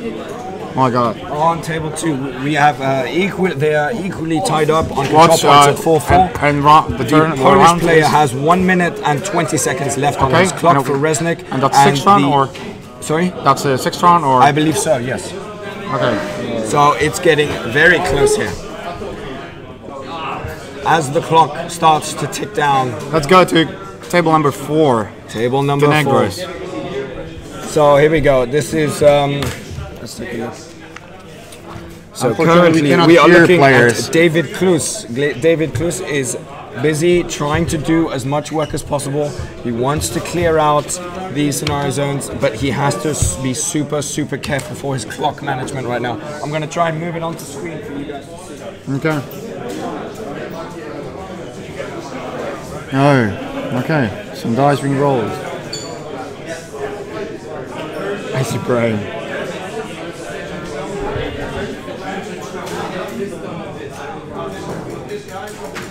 That was a tough roll. Failed.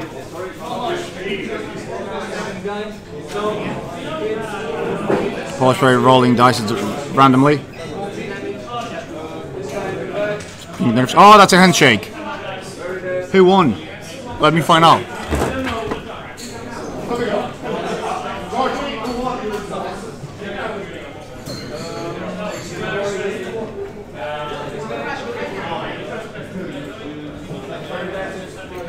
Okay, apparently, so that was a friendly handshake after playing a really good game, and now they're finding out with the judge who actually won.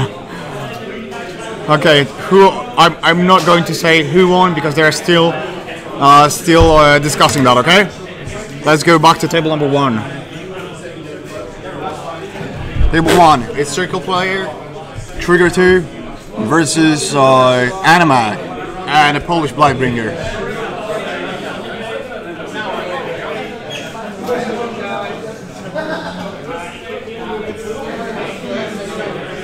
They are still discussing the result. George is there. He will tell us as soon as he finds out.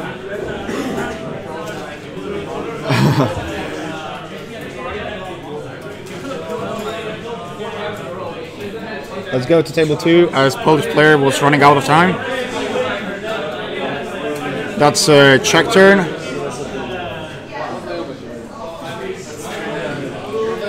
So unfortunate sloppy plays there. Okay. Let's check the camera. Oh, we have some vitamin mineral supplements, gluten based. Polish players looking at table number 2. Oh, double ones.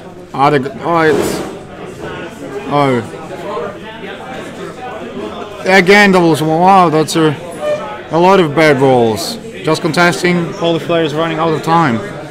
He had 1.5 minutes about before his turn. But this player is famous for playing really quick at the end, so he might be able to finish his turn before the time ends. Okay, yeah. Okay, so table 4 technically is over, but has not yet officially resolved. Okay, because so he may be dealing with an illegal game state. Oh, what happened? Whereby there was a miscommunication, and I will explain it later once the judge has decided on a ruling. He's just talking to the players right now to understand. Oh, so happened. Quick rolls. Quick rolls. On 10 seconds left. 10 seconds left on the clock. Yeah, he managed that. Okay. Okay, he clicks off. He manages to finish the turn. Check how many seconds it was 7. Yes. Okay, ladies and gentlemen, it is still officially 1-1. The judges are just checking in with the players on table 4 to see what exactly happened, and they will get back to us. Polish player has only 2 seconds left. Oh my goodness. Yeah. My heart, I can't take the this. dice This was is crazy. Locked on the first roll, but okay, so we have a handshake on table 2. It looks like I think the Czech player won. I will check. Okay, so it looks like table 2 is about to resolve. We're about to find out the result of that game. The Czech captain won. The Czech captain has won on scenario, I believe. So we're on time. Czech Republic goes up to 2-1, with one game still active and the other game currently being decided once the arbitration is complete. So it's all down. We see Czech players discussing something. It's all down to Tomas Mucha. Mucha. He has to win his game to tie up Poland with Czech Republic 2-2, and then the judges on table 4 will decide how the situation resolves. Well, the Czech players, they're surprisingly playing really good. I didn't expect it. Nobody saw this coming. Nobody saw this coming. The caliber of the Czech players this year has been absolutely incredible. I'm Polish, but you just need to root for Czech. That's amazing. Out of nowhere. Absolutely. Nobody saw this coming. Nobody that we talked to had any idea this was coming. Everybody was talking about. Even they didn't see that coming. Exactly. That's the most surprising thing. They just came here to have fun, and they were like ready to. Obviously they practiced, but they didn't expect this coming in, and we may be looking at an Australian-Czech final. But we will see as the other games chill. Not decided the result. It might be 2-2 as well. Okay, so let's. Well, there's Simon Battersby that can be, I don't know, described known. I know 2 of them. You can talk about the players here. They're all listed. Yeah, but anyway, let's go back to the action on table 1. We have Kruger 1. Yeah, just go back. Ask. Go on, ask. The support is real. Okay. Okay, on table 1, the Poland's Tomasz Mucha has Mucha has 5 minutes left on his clock. His opponent, Simon Battersby, who's playing for Czech Republic, has 1 minute. I think we are. This is highly unusual, but these things do happen. The game state is 2-2. The Polish player won on death clock. So it's table 4 has been ruled. Yeah. Table 4 has been ruled as a victory for Poland via death clock. Both semi-finals are game really close. left. Here we go on the only game. This is what's going to decide everything. This is what decides who makes it to the finals and who has a chance to become world champion. Is it going to be Czech Republic, piloted currently by Simon Battersby with his Animag 1 list, or is it going to be Poland with Tomasz Mucha and his Kruger 2 Bones of Orboros list? The scenario points, are they tied up? I think they're tied up. I will go check, okay? We're going to go check the scenario points for you. You can see that the Blightbringer has gone in on the opposing zone. Really not. What?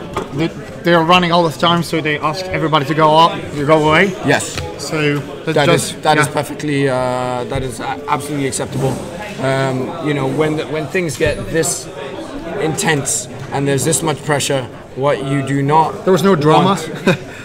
They were is, just discussing the ruling. you don't want a whole bunch of people standing around you because it's very close. Anybody could win Only this. judges are there.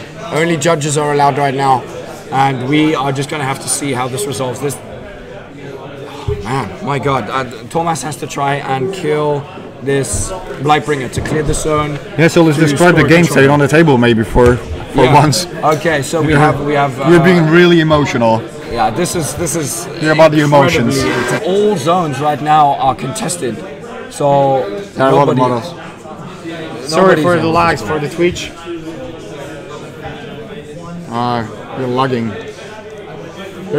It's okay, ladies and gentlemen. You'll hear it here first. Oh my goodness, that's an awful dash roll. That's not what you need right now. Ouch. Not at this point in the game. Okay, so let's see what Simon is going to be able to do here. Shall I turn off the YouTube transmission now? No. It's okay. It's okay. So Simon is just checking to see. Oh yeah, there we go. He's going to contest this top zone right now to stop his opponent from scoring. And I'm jumping from that's that Golab. Wow. That's that Golab doing his work. Is not a common selection in this list. Oh. But he's really doing work now. He's about to pass. He's about to pass the clock. That's the 5th round. Semi-final. Here we go. They're counting points. Oh my goodness! They're running out of space on the control point tracker because I've heard about they keep scoring. I've heard about a game that tied up with 15 points, scenario points. I mean, at this rate, we're heading there. I mean, obviously, we're not going to make it because somebody's going to clock before this, or the game will end at round 7. So we have Kruger 2 up here in this top zone. He's got a stone. He's got Golab contesting. Down here, we have the walled against the Blightbringer. Down here, we have the walled contesting and the tentacle. Lots of tentacles right here, and on the right-hand zone we have a solo and I believe another walled contesting this rectangular zone. So all zones are contested for both players. They are grinding each other down to a deadlock. So looking at the last running out of clock, and they're trying desperately to clear each other out. Thomas is moving all of his models away from Golag. Ask him if he wants to take a free strike. At this point, you can't afford to take free strikes because it costs you too much money on your clock, too much time on your clock. He gets the TK, he pushes Golab out of the zone. It looks like he's going to be able to score this top zone. Oh, Poland Central just lost against England Lions 4-1. What about the other Polish team? The other Polish team won against Greece. The contesting models here just killed now. Okay. So he scores 2 points. Thomas has scored 2 points now. He's pulling ahead. And they are running out of space. Looks like there are more dashes, right? They can't even count how many control points they have. I don't know how they're going to. But both of them have so many control points that they're running out of space. They're literally having physically having a hard time counting the number of stripes on this score tracker. I'll show you what's going on. How does it look like? Okay, and it looks like Thomas will score 2 points this round. Clock. Simon will score 1. And we can't see the clock. And there we have it. And that's it, ladies and gentlemen. Poland has won 3-2 in the semi-final, and it looks like your finals are going to be Poland versus Australia, ladies and gentlemen. What a game! Poland versus Australia. That was the craziest semi-finals at a WTC. We have no idea what's going on. I've seen in my life. Yeah, we know that score page says that Czechs have already won, but that's a mistake. That is an administrative mistake. Do not believe them. We are sitting right next to the table. Believe us, ladies and gentlemen. Oh my God. Oh, wow. I need a rest. I need a break. I'm not even playing and I'm stressed out. Gluten-based vitamin Miller beverage. You know what? That's true. I feel dehydrated and I feel like I have a serious vitamin A deficiency right now. We have seen so many intense games. Like, what the hell? We have seen Canadians tying with Australia 2-2, and then there was one decisive game. And then on the other hand, we have first Czech Republic getting a lead on Poland, and then actually losing it, and then there was a take back. and then take back, and then with the game state and the judge ruling on the deciding game, and then oh my god. Oh shit. You gotta be kidding me. This is absolutely crazy. So ladies and gentlemen, amazing. You have your finals: Poland versus Poland South against Australia Flaming Galas. Flaming Galas. Both teams have already been on stream, so that will be their second time on stream today.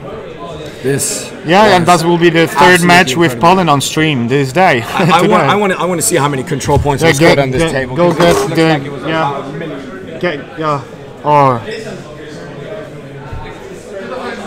Amazing.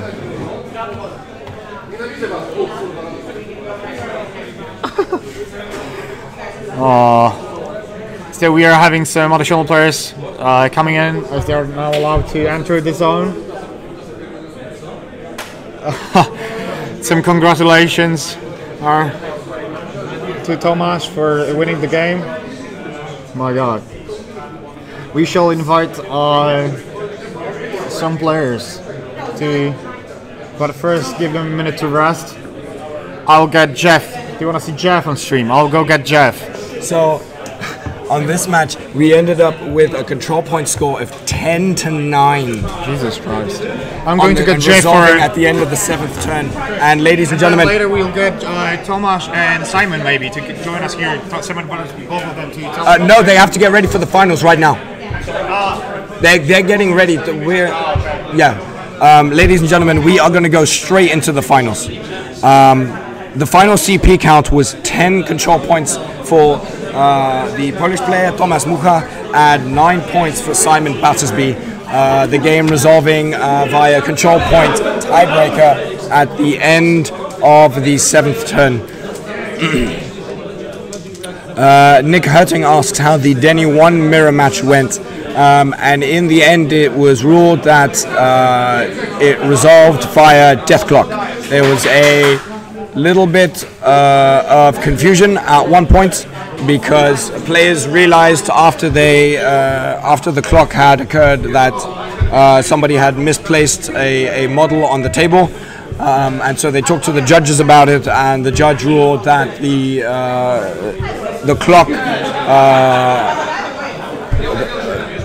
clock was definitive. So, ladies and gentlemen, do not go anywhere. We will be cleaning up the tables right now and getting everything ready for the finals. Go grab a drink and grab some popcorn and get ready for what is going to be an unbelievably exciting finals. Just having watched both of these two teams so far, I can guarantee you this is going to be fireworks from the very beginning to the very end, and it's going to go all the way down to the wire. I guarantee it. Don't go anywhere, ladies and gentlemen. The 6th and final round of the WTC War Machine Hordes World Team Championships 2018 is going to start very, very soon. As soon as we get the tables cleaned up and the players have a few minutes to relax, we are going to get right into the action. We will see you very, very shortly. Do not go anywhere. Stay tuned.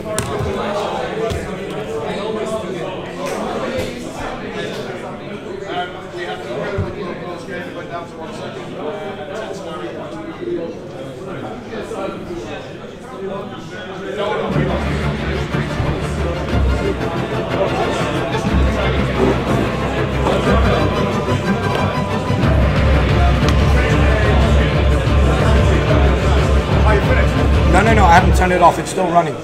Do you want to reset it for the recording? Yeah, we can reset it. But I just okay. Okay, ladies and gentlemen. I just asked a Polish Denegro player what happened at the table. Okay. And apparently, the camera started to focus again. Let me change tables. There we go. No, it's fine. It's fine. They were basically they miscalculated the scenario points. They counted it again, and it appeared that Zul did it. The Czech player didn't win. Yeah. And then Artur tried an assassination, but Yeah, failed. failed. And eventually, Czech player killed himself. Yeah. Wow. Okay. Okay. And I couldn't find Jeff, as they're probably preparing some more mentally. They need For the final game, after that round. They need a couple of minutes of peace and quiet to just regain their composure. yeah. I was an unbelievably stressful semi-final. And Thomas and Simon are still discussing the game. I'll go and ask them if they want to join us, okay? Yes, sure.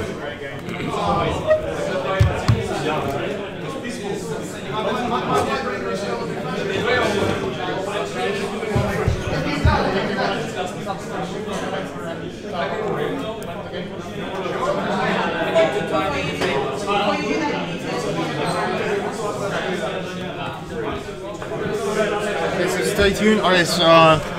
Both players are now cleaning the tables, and Thomas and Simon will join us for a minute. Yes. Right before the final game, and tell what happened at the tables. Okay. Zoran saying that the video quality looks like one of those investigations where they obscure the witnesses. Okay. He was so blurry. We have to. Yeah. We just need a voice Okay, grammer as well. let's chill out. Let's take a deep breath. Yeah. Could you pass me the bowl of water? Yeah. This is Water.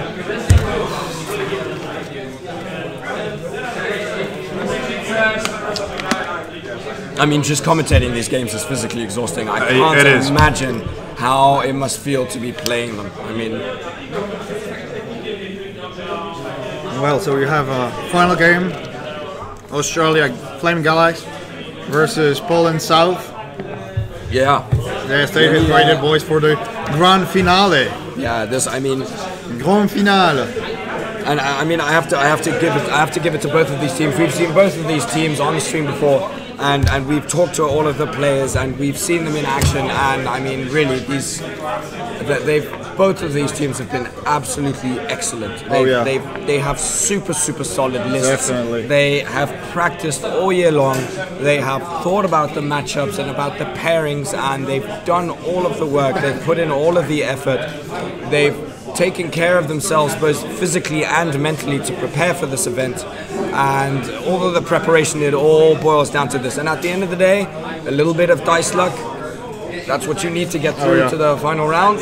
So things went their way a little bit. I mean, Jeff Galea's incredible string of rolling exactly sevens and exactly eights, You heard when that, right? no other dice combination leads to victory. Oh, that's- going all in, kill boxing himself in order to get a backlash assassination.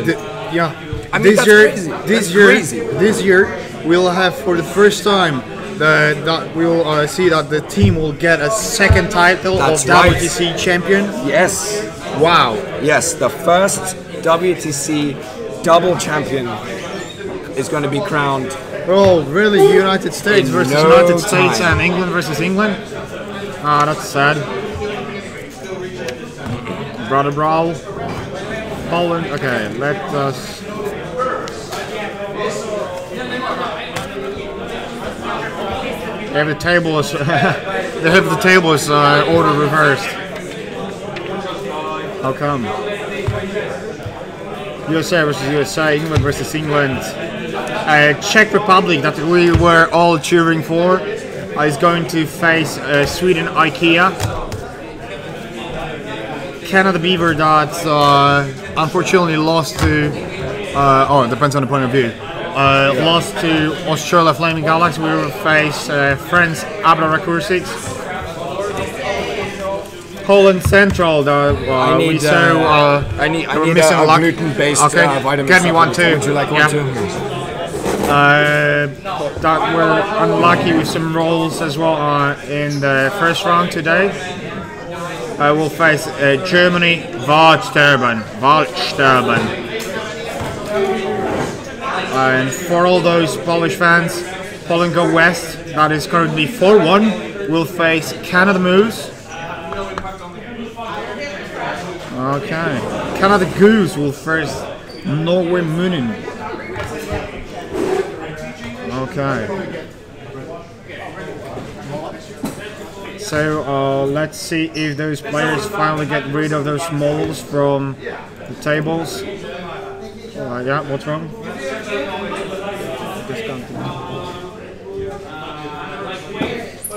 Yeah, but they paired USA versus USA and England versus England. Maybe they will change that. You're not going to the other side of the world, but oh yeah, they paired it again. It's USA Tesla versus England Lions, and USA Rockefeller versus England Knights. That's great. Okay. Okay, I already said that. Okay, let me ask the players and see if they already. Or maybe is Jeff here? Oh, Jeff. Do you want to join? Okay. He's the biggest man in the building. I know. He's the biggest guy. Come on. Let's twist again. Okay, so Jeff is coming here. Yeah?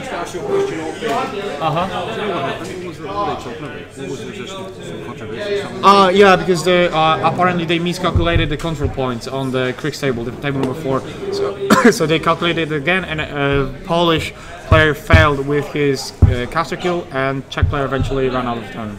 That was the issue. Okay, come on. What do I see here?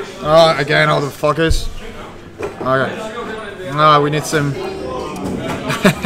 Let me just reset the camera. That will happen. That will help. What I'm saying.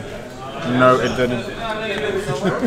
Okay, let's just switch to overall general and discuss let's discuss what happened. So how was it? What happened on the last table? On our table? Yeah, on the last matchup. So every round, it came at the last round, it was Peter, I can't remember the other fella's name. Okay. But it was Merckx versus, I can't remember.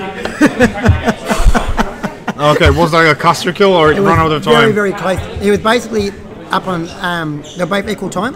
He was up, I think it was 4-all on scenario points. Oh yeah? And he just finally got the last, he got the last point, engaged everything. The other fella only 8 seconds left and could not clear the zone. Yeah, okay. Basically for the win. But every round was close. Chris's, he left the opponent caster on, I think, 2 points. Right, on a free strike to win the game. What's wrong with the camera? Okay. Yes, and that was close as well. And Whaley, he won the game. Again, it was very down to the wire. Every game was down to the wire. It was a very exciting round. Whew. Yeah, it was exciting indeed. Yeah, I'm forgetting a few of the little details. Dice down under. Good day, Chunky. How are you going? Okay. That's great. Yeah. Good job. Yeah, thank you very much. Dude, sorry for the lack of details. I'm a bit fuzzy. I know. Good luck. Take a deep breath. Thank you. Good luck. Thomas, Simon, do you want to join? Why are we out of focus? I don't know how to do that. It's not working. I'm resetting the camera. And, no, just reset it. Okay. So guys, what happened? You were the last player playing, right? Poland versus Czech. Yeah. That's Simon Battersby, and that's Thomas Musa. Hello, Muha. Hello. So tell us what happened. What was Take it away, man. Take it away. How did it start? Actually, I didn't know it's the just last quick overview. We have like 1 minute. Sure. Because they're already about the game or about just the finish. The finish. There were 2 giant buildings in the middle of the table, as you could see. So the finishing was to score as many points as possible. Okay. And to actually. And you're both running out of time, right? Yeah. Me more than him. Okay. Yeah, but I had like 1 or 2 minutes more ahead. I was so the point where the game changed was when Lightninger was just starting to punching Megalith and didn't kill it. And actually, I don't think it impacted the game at all. I mean, no. Simon had a plan going on, right? Okay. But so what was the plan? To score more control points? No, not at all. No. The plan was to look like I was trying to score control points in order to, because I knew that taking the moves. Yeah, because the scenario was in the way that we were moving around these buildings and they were crippling me. Dancing. Yeah, they were crippling me the whole game. So I knew that he was going to win in the end on the current clock situation. Okay. The idea was make the game hectic, make it manic, and hope that Kruger 2 goes anywhere near Golab. Golab's waiting behind a building. Okay, so you were hoping that Thomas will make a mistake and put Kruger in the wrong spot, and then boom, Caster kill. Anywhere right? within 11 of Golab, and he's probably dead. But Oh, he was camping one more each turn, so it's it didn't work. He's far too good a player to. Oh yeah, I know. I know this guy. There was actually an issue that I saw that assassination could come, and I needed to leave Warbeast that I could transfer it to. So at one point I had only Waldward, and the Waldward had like 8 boxes or something like this. So wasn't that a moment that you should have tried, or you just couldn't end up? I think he didn't see the Kruger. Okay, guys, I think you should get going and It was get a ready. pleasure. Yeah, thank you very much. Thanks, man. Guys, you really caused my heart to beat so fast, and I think all of our spectators too. And my voice is getting okay. Cheers. Good luck, guys. Good luck. Okay. Okay, we need to make sure that we do a technical run through of all the tables we to make will sure reset the stream and be right back. that we have the clocks in view and readable. Yeah, exactly. Okay, so guys, we'll be right gonna back reset in the stream. 5 or 10 minutes. Players are already coming here. Polish players are already here, and we are waiting for. Oh no, the Australians. The are Australian getting ready players too. are just grabbing their stuff and getting ready. We are going to start any Okay. moment right now. See you in We're just 5 going to minutes. reset the channel. Don't go anywhere. Maybe one broadcaster is biased. No way. What? No. How? It's okay. No I matter how wouldn't dare. biased he I is wouldn't for dare. Poland, I'm equally as biased for Australia. Yeah. Okay. See you in a couple of minutes. Right, let's